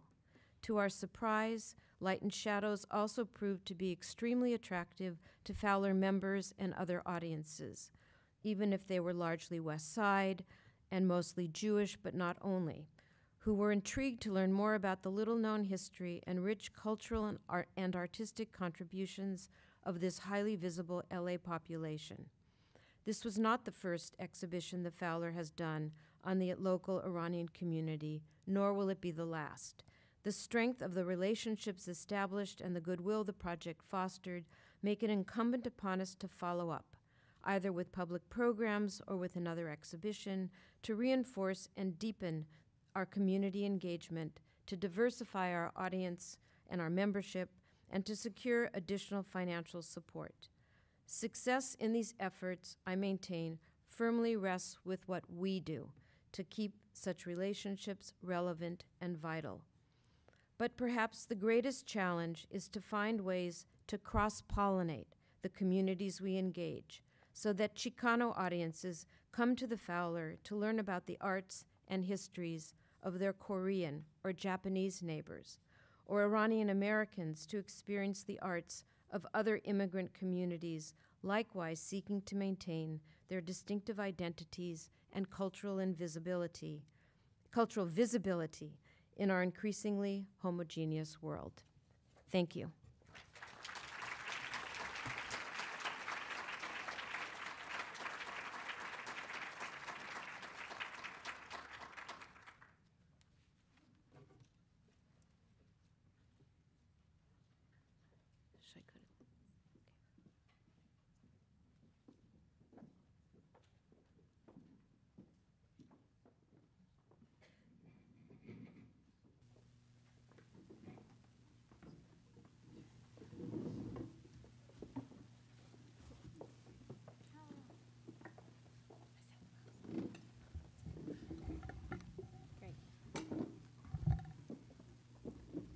Thank you all. That was a great series of papers, Thank you, everyone. I have a number of questions that I want to ask. I know you have questions for one another, and we will certainly open it up to the audience, given that this is the engaging audience panel. In all of the papers, there is a refrain about relevance, that the museum or program should be relevant in some way to draw visitors in and to keep them coming back. How does your knowledge of your audience and what might be relevant to them shape the work that you do? And I ask this really of every one of you.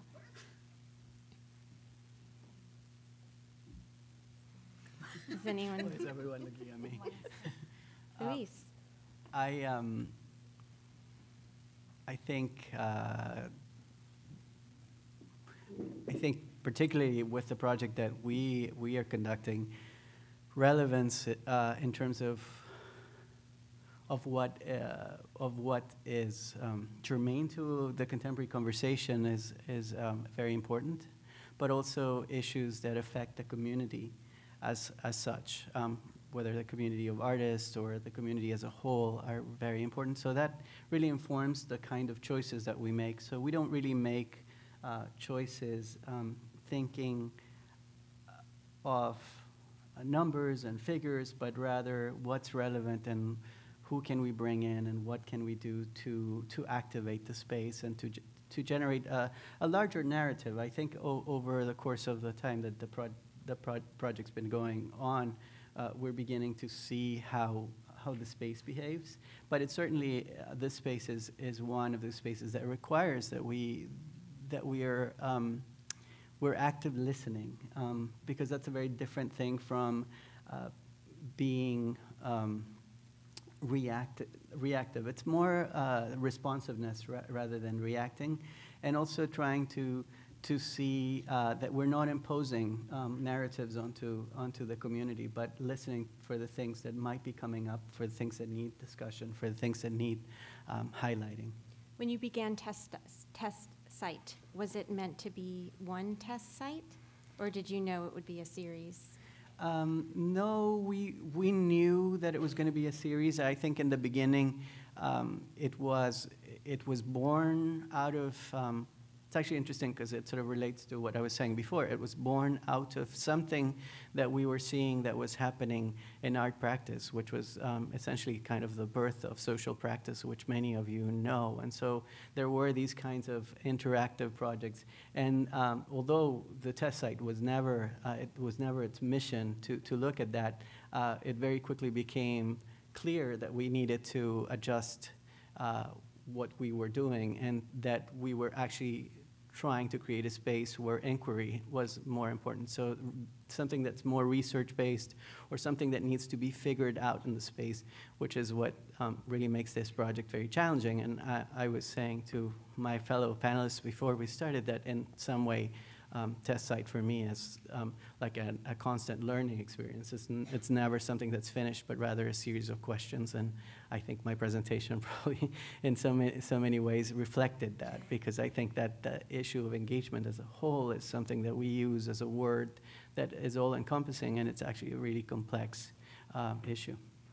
I think I would just echo, and I really take your point about listening.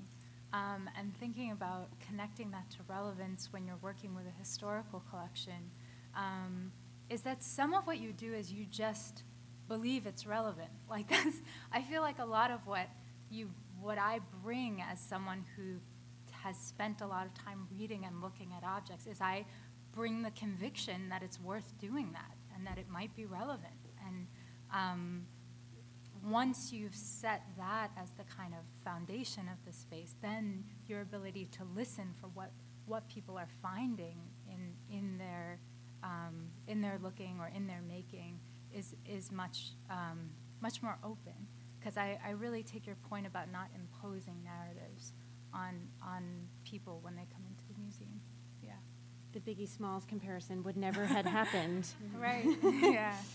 Did you want to say something? Yeah, I was just going to sort of echo those thoughts, but talk a little bit from a different perspective, which is I think we so often think outward, and we think about what we can do, what we have that's useful to our audiences. And what I've really been thinking about so much recently is how do I need to change? How do I think about every teaching opportunity, every conversation as new research for me, and a way for me to understand differently, to develop new practices for us as an institution. So just wanted to throw into the mix that relevance is a two-way street as I see it, not simply a matter of thinking about what it is that we have as a resource, but what we need from our audiences. Mm-hmm. I mentioned in my talk that Harold Williams said that the Fowler was the most relevant museum in Los Angeles, and I think he was considering the kind of way that the Fowler could look at itself in the mirror and see all these different communities of Los Angeles. But we've come to find that our exhibitions are the most relevant when we can help people understand how other cultures think about the same issues that we do, and how artists become these incredible kind of candid and lucid voices of expressing how people understand themselves in the world. And if we only know about the world because we're getting sound bites in the press or on television or in other ways, how can a museum like the Fowler provide deeper access to longer histories and very original and other ways of thinking? And I've felt that has made us especially relevant, but also to bring that contemporary voice into the story, because we've been a museum, we've been called the Museum of Cultural History. I got rid of the cultural history some years ago because I felt it confined our definition to something that would be brought to mind by that terminology. And now we're doing far more contemporary kinds of work with artists whose own practices connect to their past, so that we can make this connection between the present and the past. And that has made us even more relevant, I think, than we've been in the past. I think what's been interesting about the Possible is that it's been very responsive. It has been an open invitation in some ways for people to participate in the museum and to use the spaces of the museum to experiment with their practice and to experiment with other people.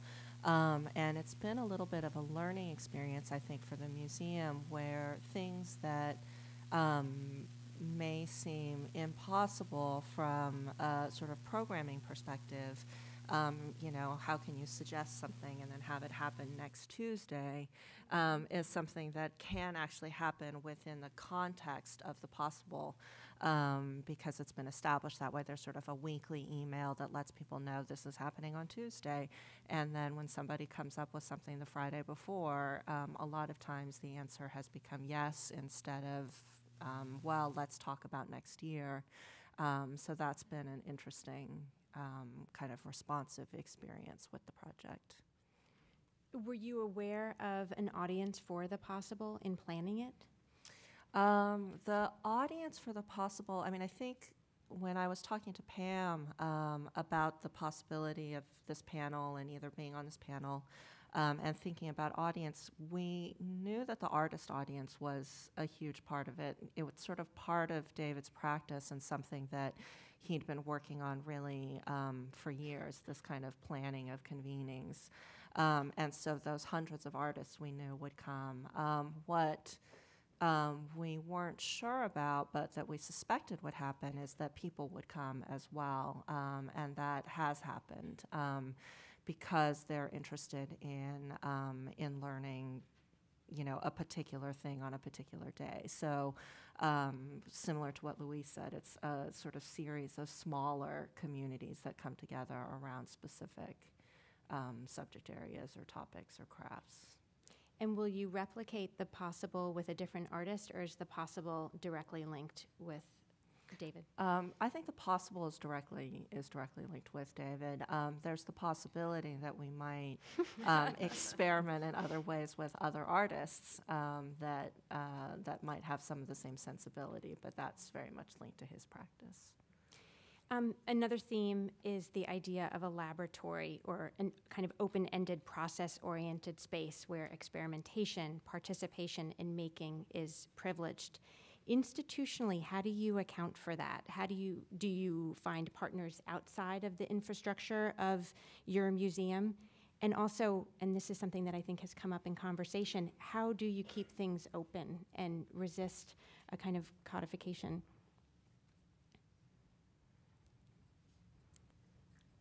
Luis, I was thinking of you when I came up with that question, so I'll give it to you first. I thought so. Yeah, but I'm interested in everyone's response.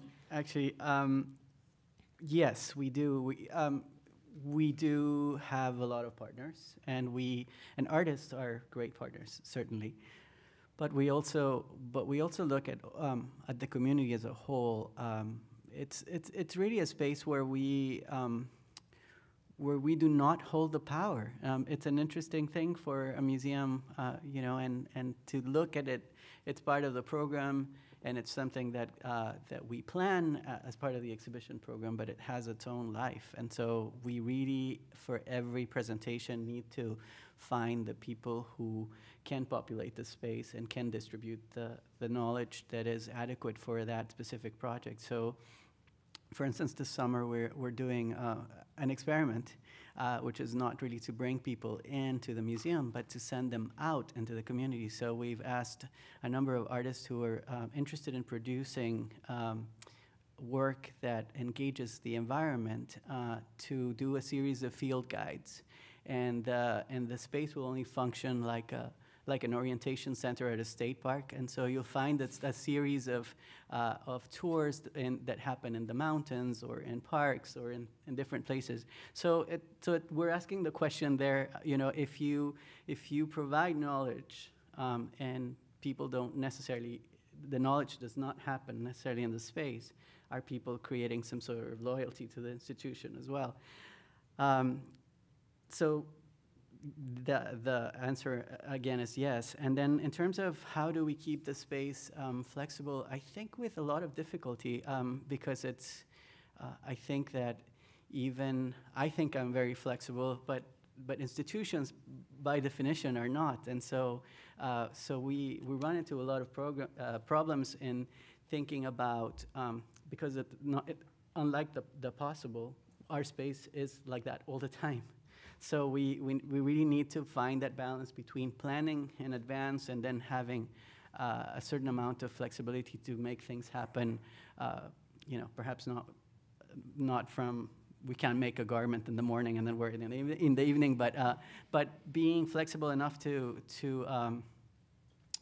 respond to the artists, and then and also to understand the space and to construct the space for each exhibition constantly poses challenges for the prep crew, for instance. In terms of thinking of the space doesn't necessarily need to look like an exhibition, and so what is that? And our exhibitions manager is always challenged in terms of thinking of how will it work, and then somehow it has a completely different way of working. So you can't really compare apples to apples when you're thinking about the other exhibitions. You really have to kind of let go of those things. And in turn, the space is very generous and teaches us enormous amounts of things about how we should do things in the galleries or how people like to engage in the space.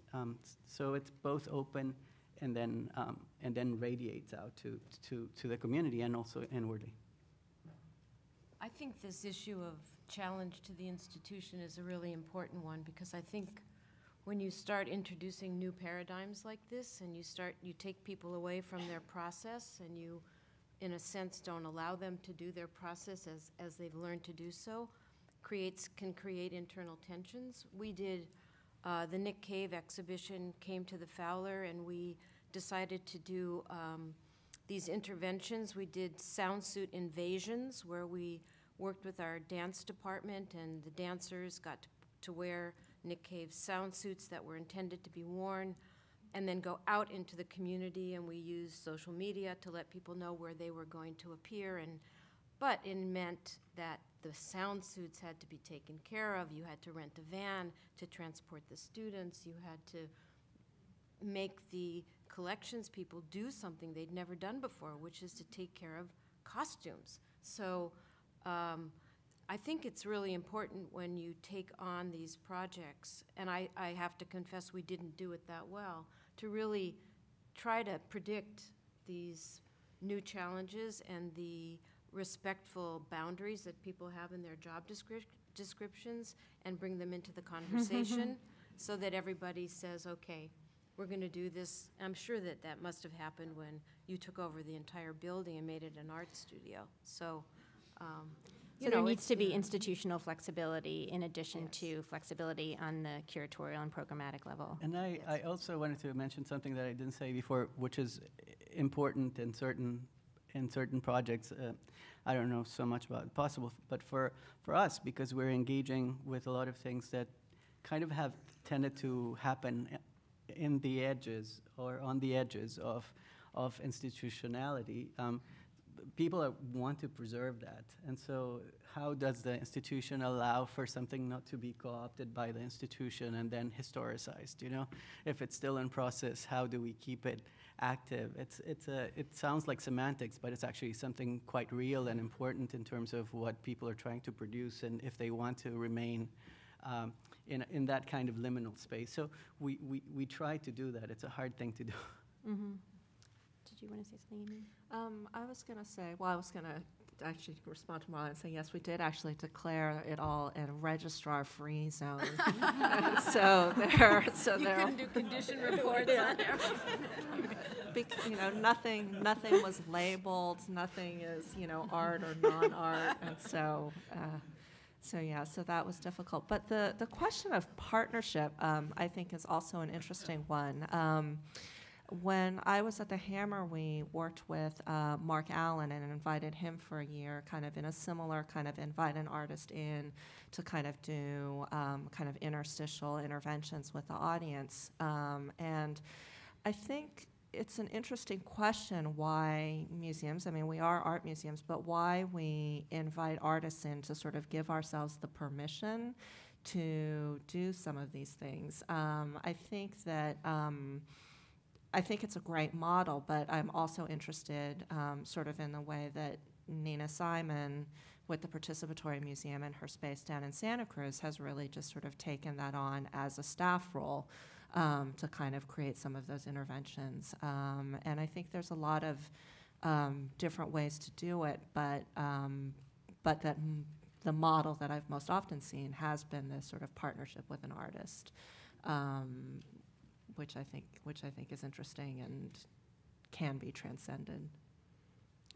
My colleague Elizabeth Manikin does a program here called Gallery Plus, where student groups come in and interpret the collection, and it's just for an evening, but the public and students come in and participate in that interpretation. Mm-hmm. Mm-hmm. What do you think is unique about doing this kind of project in a museum? So one side of the question is what makes a museum if we're throwing everything up in the air? And then do you have a sense of when you're doing this kind of a project that's so liminal with a collection, what makes that unique versus a community arts center or doing a mural on the side of a building? What for you has been unique doing this kind of a project within a museum?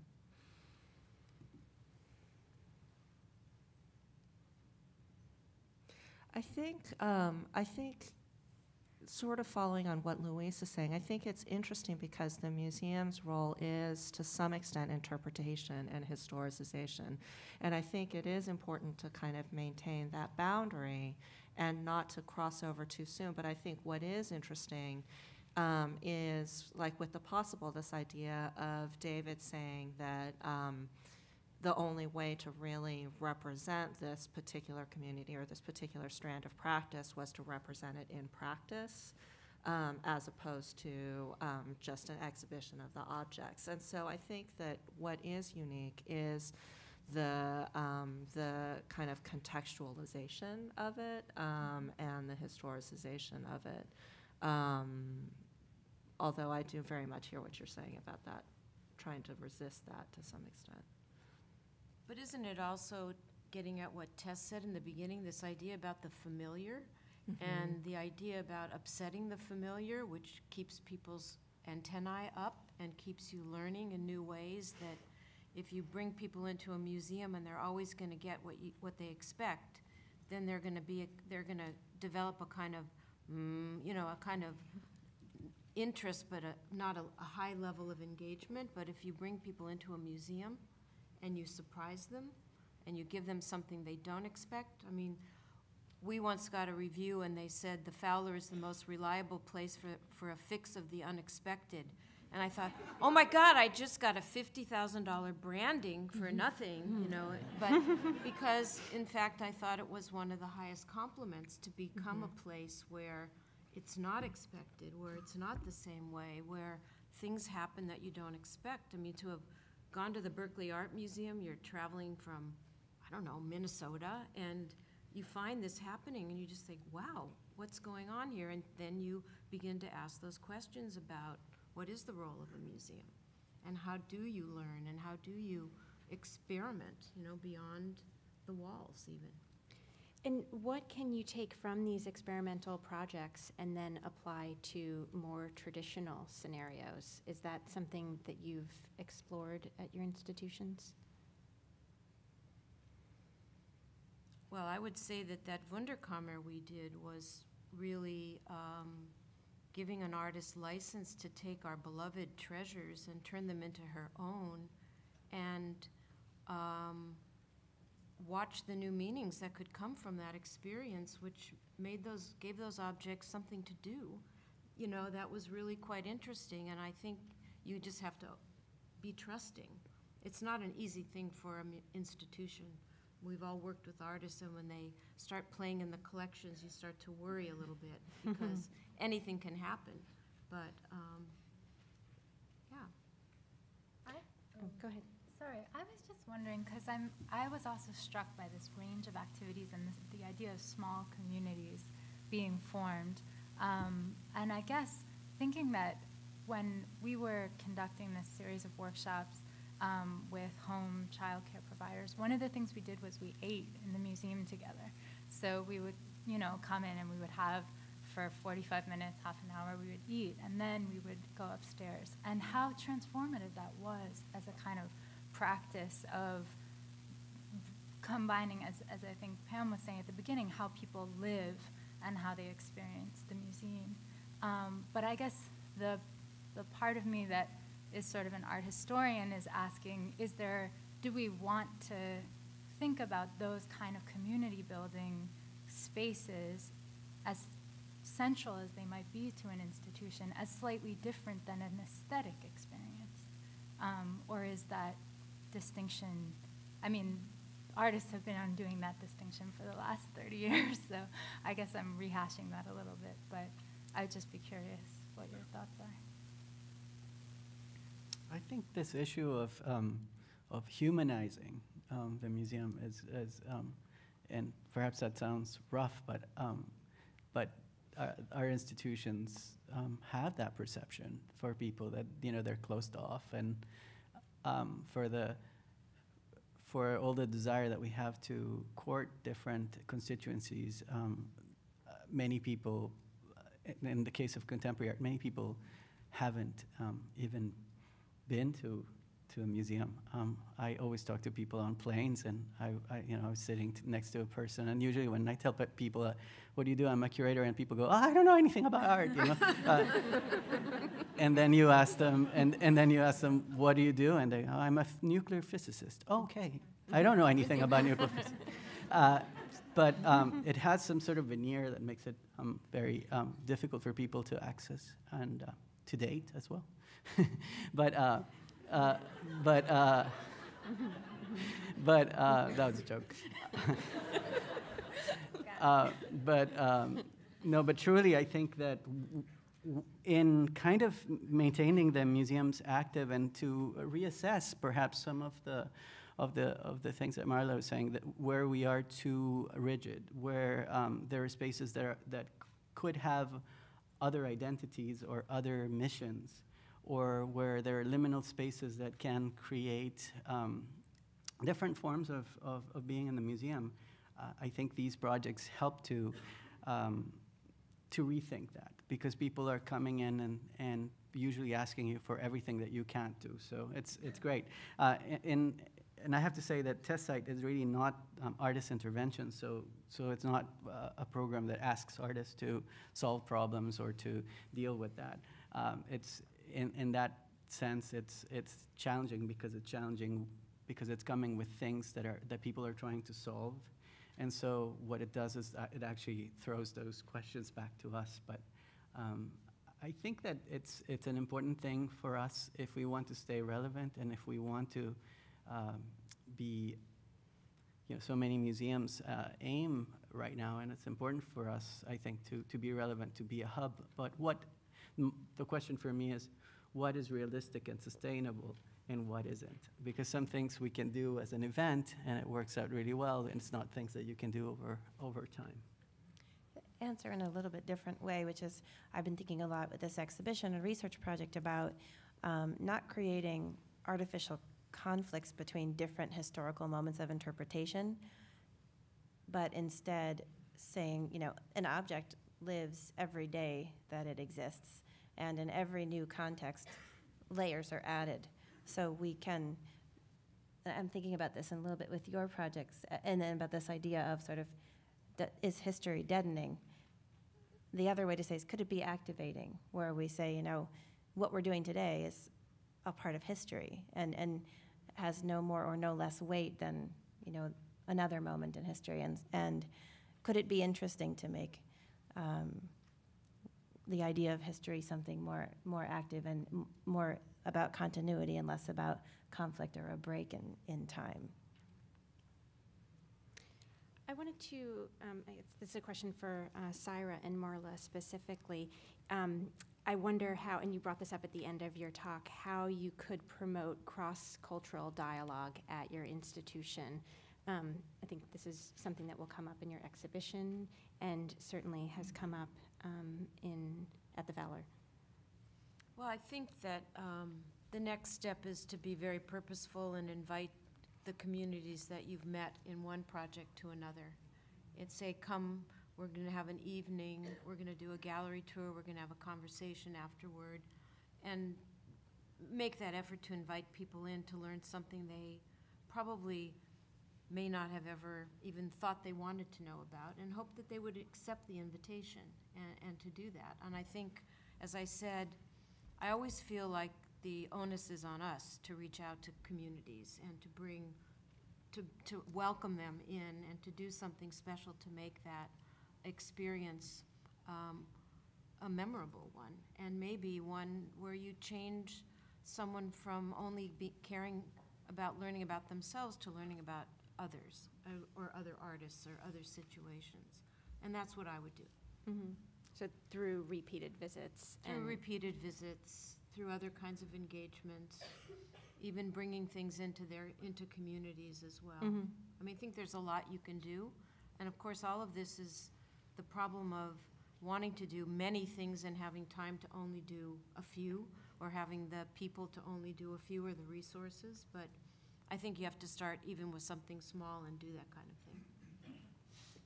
Did you want to comment on that? Sure. I guess how I'm thinking about it is that oftentimes an exhibition, especially if it's the result of years of research, sometimes a lifetime of research and looking and thinking, can appear to visitors to be sort of coming in at the end of a process. And I think the examples that you've given today show a really different way of thinking about it. And I guess my answer to this question is that I'm hoping our exhibition is the beginning. And the fact that I don't know what's going to happen when we open up certain kinds of questions is the exciting part. You still have to figure out what to write on a label and which objects to choose and how to title something, and that certainly is a set of choices that are somewhat fixed. But is there a way that while you're doing that you can say, so what do you think, in the same process? And so the answer is I don't know. I think that's a good answer.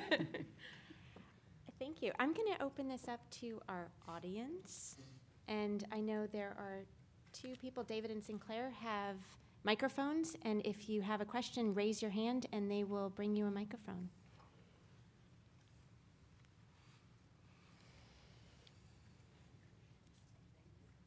Is this on? I just wanted to begin by thanking the 5 panelists for the really inspiring and energizing models that you shared. I got a lot of ideas and really appreciate it. I was just curious, and this is a question maybe for all of you, but in that the panel, there were some framing questions. Who is the audience for the University Museum now and in the future, and how do they engage with the collections? I was intrigued by the emphasis on community audiences, K through 12, artists, community at large, and hearing less about traditional campus audiences like faculty and students. So I was just curious what role that played in your thinking and as you were putting the panel together in each of your presentations.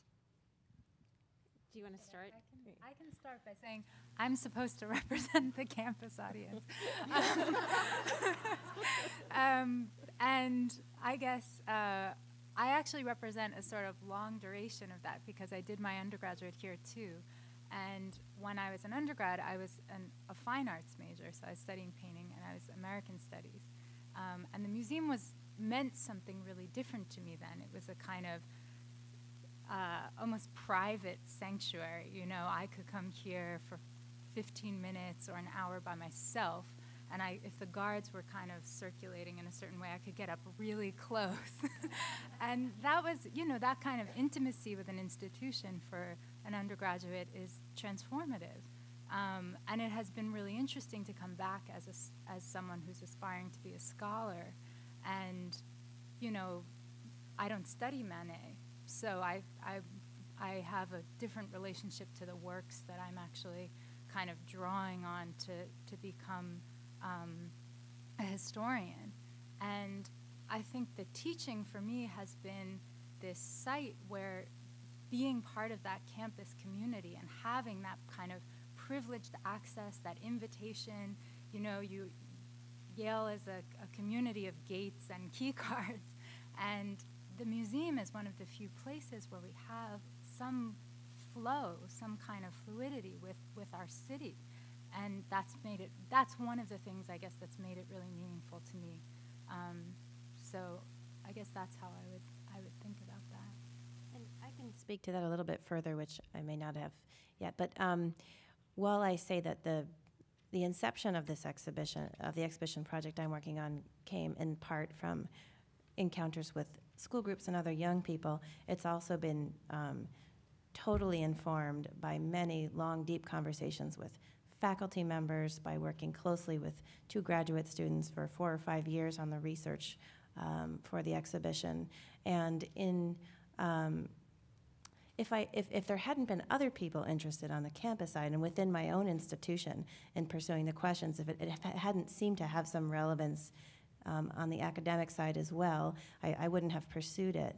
But it's I guess what I'm sort of trying to make a case for is that there can be a continuum versus a divide between those two things. That as staff members in the museum, we can go back and forth and ask questions and learn on both sides versus sort of seeing them in silos. So forgive me if I've misrepresented how tremendously important the academic context for this exhibition project has been, and thanks for bringing that up. Sarah, can I just echo that Sarah's exhibition, which really comes from this experience with a public audience, has started all these other conversations. I was part of a day-long study workshop with professors from this university and other universities from art history and other disciplines. That was a really provocative question about how we think about questions of slavery in our visual record, in our art, in our most prized artworks. And that's been very informative, I think, in what's going on in the department. So the flow has kind of moved in this other direction. In my case, this is a very specific platform. It's not the only thing that we do in terms of programs. And so we do enormous. We have a study center, and we have programs that are specifically designed for students and faculty, and so it's a larger offering. But in this specific project, as you saw, we also work with the faculties and with different students. So it's integrated. I think the idea of the continuum is a really nice idea of thinking of the requirements of our audiences, but not seeing them completely separate. And I think that in that respect, of course, it's really important that we're on campus. That's the primary community that we serve, but we also have this larger mission, so we try to combine the two. I think we were all charged with different topics, and so part of it was that we weren't asked to talk about our engagement with the campus, but of course we all do. And I think I would just say very briefly that we don't take an exhibition or make an exhibition that we know will not connect with the campus in some way. And the ones that connect in more interdisciplinary ways or have the greatest promise for those connections are the ones we prioritize. So I think that's kind of a given in the programming. So even with that exhibition on the Iranian community, we did it because they teach that history on campus. There was a high percentage of students. Students became gallery teachers for us just for that exhibition. So there's got to be some connection in order for us to really take something on. I think for the possible, I'm thinking, there's two things I'm thinking. One is the identity of university art museums as laboratories, so places where experimentation can happen and can be expected to happen. And I think that that's one thing that's embraced there. And it's also been a platform for students to interact with the public in a different way. So for example, we also host the MFA exhibition every year, and this year one of our MFA students is taking the possible as a platform through which to do a series of workshops with elementary school age children kind of defamiliarizing the eating process, the kind of food preparation and eating process, and presenting that as part of her MFA project. So the platform of the exhibition itself kind of enabled her to find a way to hold a workshop and kind of further her own research through the exhibition. Thank you. Do we have another question?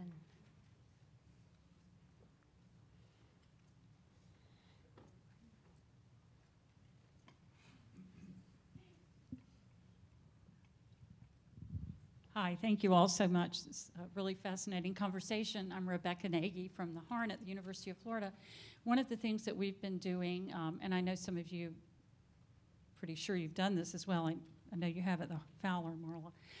We've been starting to, for every major exhibition that we organize, we're having as early in the process as we possibly can, kind of getting back to what you said about it seems like the audience comes in at the end after all these years of research. So we're trying to get together a really big advisory committee to meet with the curator and the educators from the very beginning of the process when the curator envisions an exhibition, so that we're hearing from the community and the university audiences what they think of this idea, what, you know, if they even are interested in it, and then if they are, what kinds of things they'd like to learn from the exhibition, what kinds of things they'd like to see in it, what kinds of interpretation in the gallery itself, as well as in the programming, so that we're not trying to second guess what's going to be relevant to our audience, but we're asking them from the outset. So I wonder, you know, if you could talk about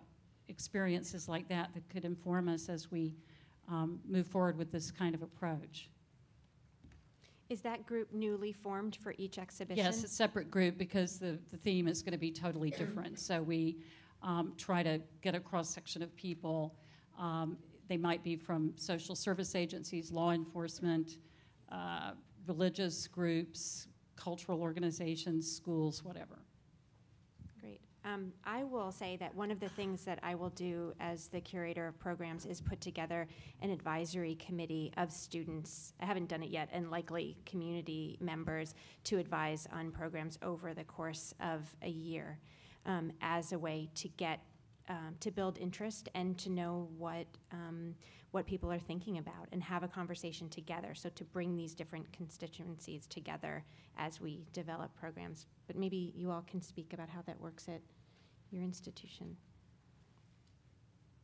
or how that might work. We tend to form advisory committees when we know that there are particular communities that we want to engage. We did an exhibition of an contemporary Ethiopian painter, and LA, again, has the biggest population of Ethiopians, you know, outside of Addis Ababa or somewhere. Maybe Washington, D.C. is another large.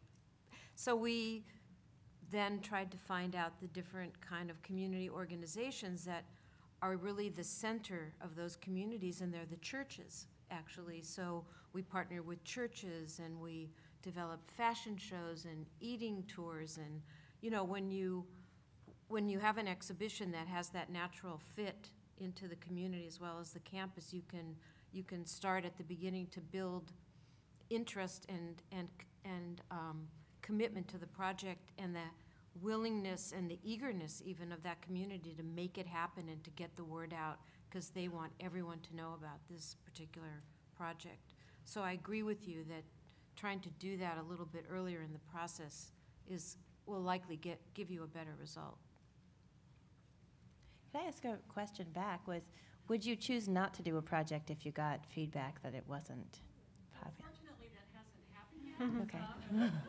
It'd be heartbreaking for the curator, but I think what I would hope the curator would do would be to start to reshape it in a way that would be of greater interest and relevance to our audiences. And of course, not every show is exciting to everyone in the community. I mean, you're going to have different audiences for different projects, but you hope you're going to have at least an audience that's going to be excited about it. I think it sort of really Depends on what kinds of exhibitions, because we're certainly talking about different kinds of exhibitions, historical and contemporary. And I think that I think it's a great strategy to reach out. I think that there are pitfalls also in reaching out, in the sense that you can marginalize as well. In trying to create ties, you can also, sort of target an audience too much. And I think in the contemporary it doesn't work so well. I think that communities are perhaps more interested in seeing themselves mirrored in more traditional forms of things, but probably can reject somebody who went to school at Yale and is doing some really difficult sculpture for them, and so that sort of varies, I think, from topic to topic. I think it's always a wealth of information to reach into the community and to be able to create new synergies. But I think it's more along the lines of what Marla was saying, of creating connections in between communities to enrich the encounter, I think. To actually, since the Harn just presented Congo Across the Waters, I'm curious to know how the process actually went in terms of who were the community members and how did it work out in this particular exhibition, which is it's coming to Atlanta and we can't wait. So, but since you raised it, I'm real curious to know what was the outcome in terms of the players, who were your constituents?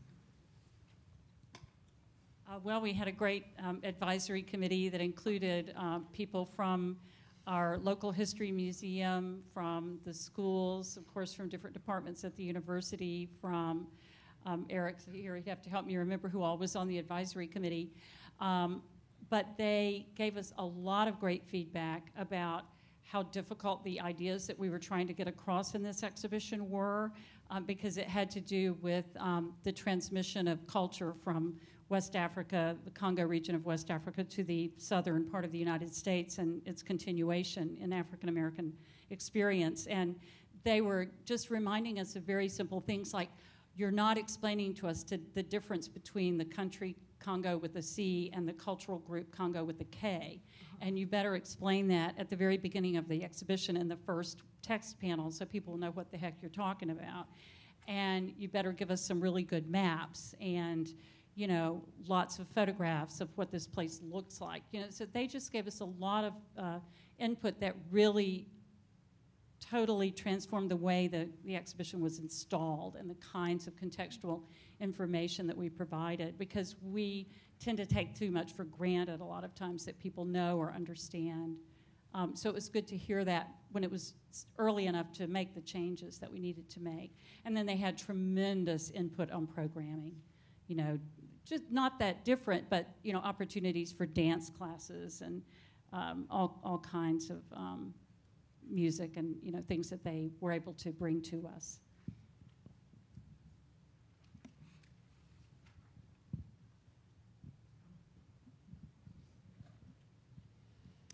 Thank you. Thank you for some great presentations about some great projects.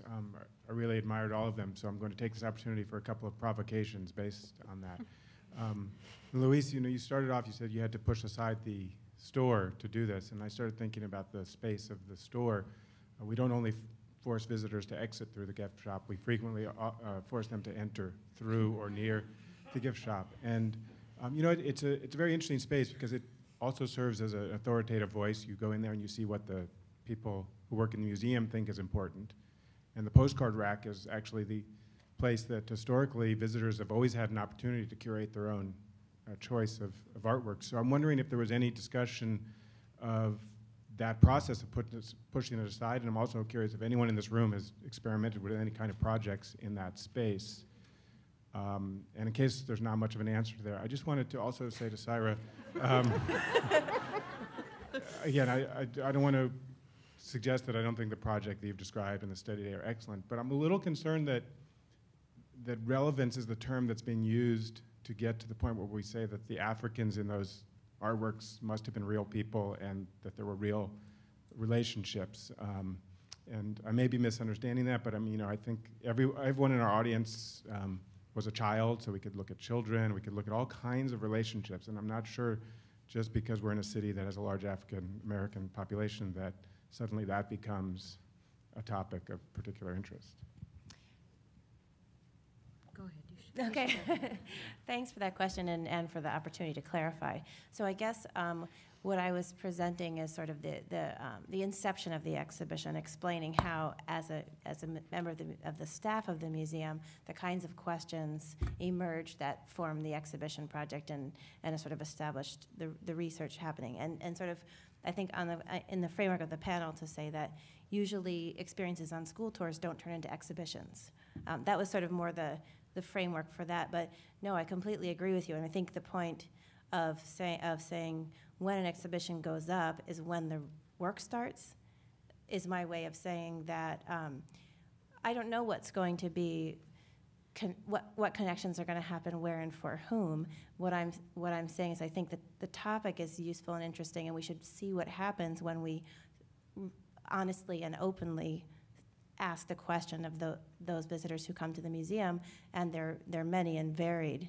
And so I guess the point I'm hoping to leave with is that exactly as you're saying, we don't know what's going to happen, but we think it's a thing that we need to talk about, and that's been part of our collection, and sort of that that the exhibition allows us to sort of confront it head on and begin to have conversations that maybe were harder when it's a more dispersed theme as it is now. But that also creates all sorts of new challenges, and it amplifies at the same time. So again, I just go back to the idea that I'm still seeing it as a research process, and myself as in a role as a researcher from the very first conversation that sparked the ideas to after the exhibition is up, versus making assumptions that it's going to mean certain things to certain people, if that answers. Shop? No, sure. Oh, it's closed. I was going to answer your first question about the issue of the gift shop and being displaced. So we did this at the Berkeley Art Museum, Amy knows well, and it was quite controversial, but the form it took was, first of all, moving the bookshop, not obliterating it, moved into the lobby, more visible, admittedly abbreviated, and in the space of the book and gift shop is something now called the Reading Room, which is installed with a book-based exhibition, sort of curated by an artist, and also artwork from our collection that is text-based, and it's become the site for Friday evening guest-curated, guest-programmed literary events. So it's an expansion, a displacement, but I think it's worked. So anyhow.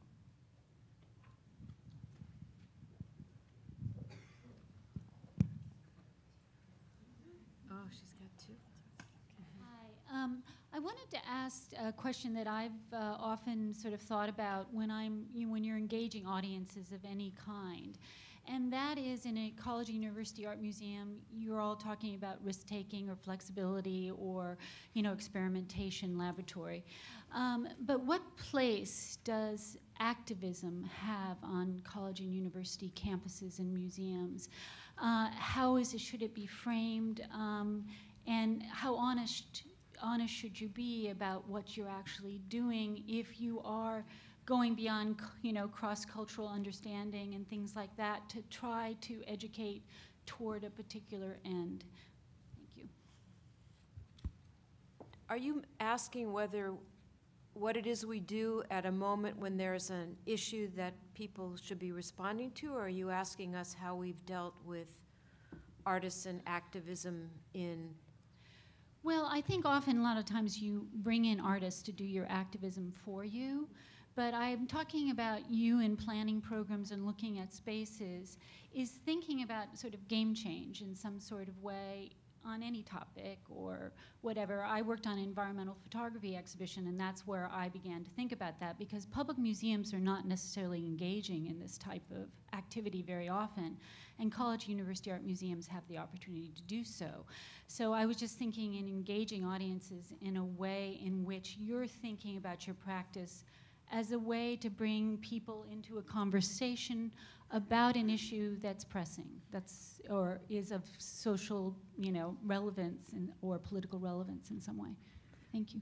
We did actually a series of exhibitions dealing with HIV and AIDS and how artists have intervened in the pandemic in various ways, either through educating or diminishing stigma or various other strategies. And we began with an exhibition called Break the Silence, which came to us from South Africa and included the work of a lot of South African artists who are dealing with this issue because it's one of the places in the world with the highest incidence of people who are HIV positive. And then we followed that up with a partnership with the center at UCLA called the Center for Art Global Health. And we did a project called Make Art Stop AIDS, which looked at artists intervening from India, South Africa, Brazil, and the US. And we all, in the course of doing that, we did a project with a Brazilian artist named Adriana Bertini, who makes dresses entirely out of thousands of industry-rejected condoms that she dyes incredible colors, and she tortures into every possible way you can imagine and makes them into couture dresses that remind you of something that the great actresses of the 50s once wore.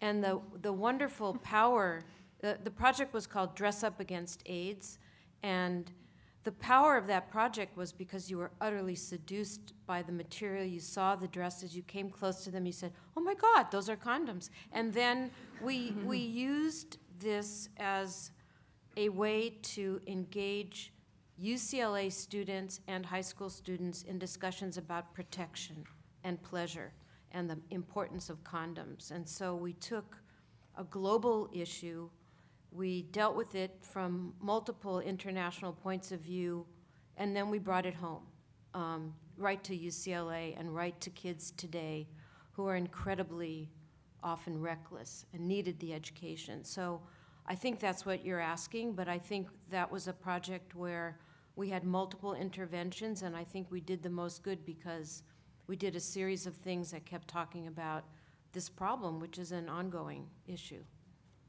And I was just going to answer that I think the program that Tess talked about, having home child care providers come regularly to a museum and think about their practice in this new site is definitely a form of activism. And like we have a summer teacher institute, and while many museums have programs for teachers, the way we think about that is sending foot soldiers out into the world who can speak to the importance of the visual arts and the power of observation skills. And so making change is very much part of what I think of as museum education practice, and I think museum practice in general, at least as represented by the panel, even though we may not call it activism, we are certainly trying to activate all the time through our collections. I would just add to that. So let me see. What I want to say is that I'm just one gallery teacher of a whole group of graduate students across many disciplines.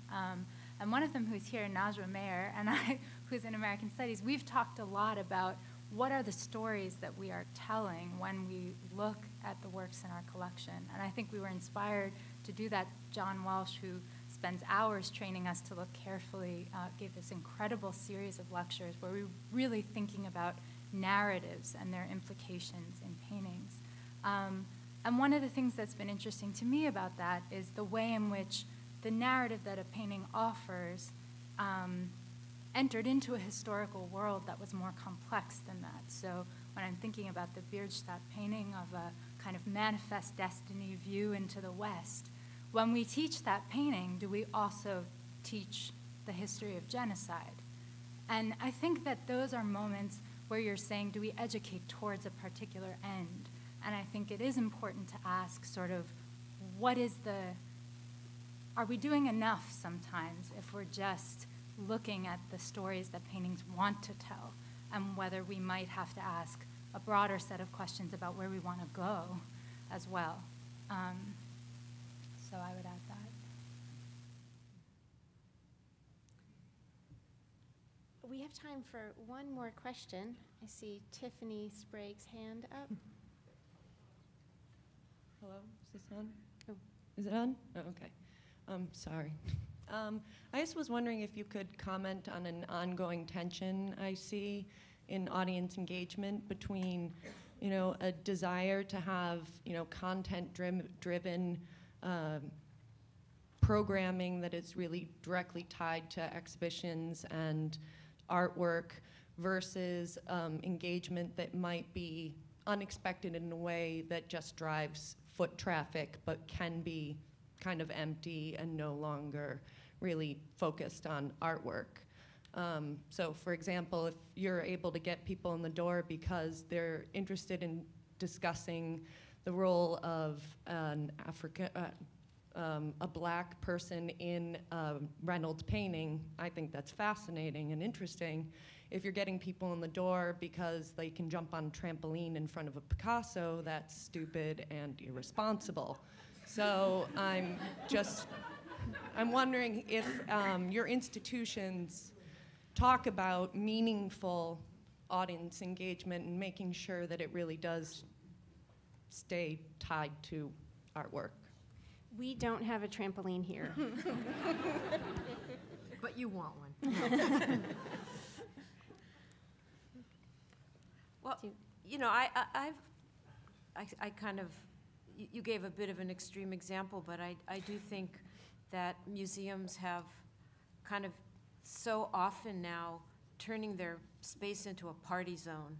The idea that you bring people into, you have First Fridays or First Thursdays or Last Tuesdays or whatever, you call it, and you bring people in because you're going to dance and listen to music and drink alcohol, and with the hope that by bringing people into the museum and making it into a friendly space, let's call it, that you're somehow going to create in them an interest in entering the galleries. And I think it's actually not true. I mean, I think some places that will say that, yes, people go into the galleries, and yes, alongside the party, we have gallery tours, we do this, we do that, and that it is a mechanism. But I do think sometimes it's not, and I think you have to be very careful in how you construct those activities so that there is something in it that is mission-driven and not just party-driven and number-crunching driven.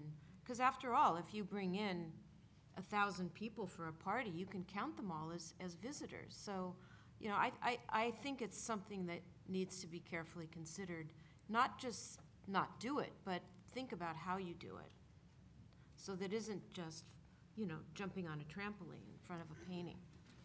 I think it's really important to think of entry points. I think that our world has changed enormously, and people have different ways of learning, different ways of seeing things, and so providing different entry points. I agree that we have a responsibility, and I think that when you say that kind of, it's the very broad understanding of what engagement is, and some people do edutainment, and other people want to provide information.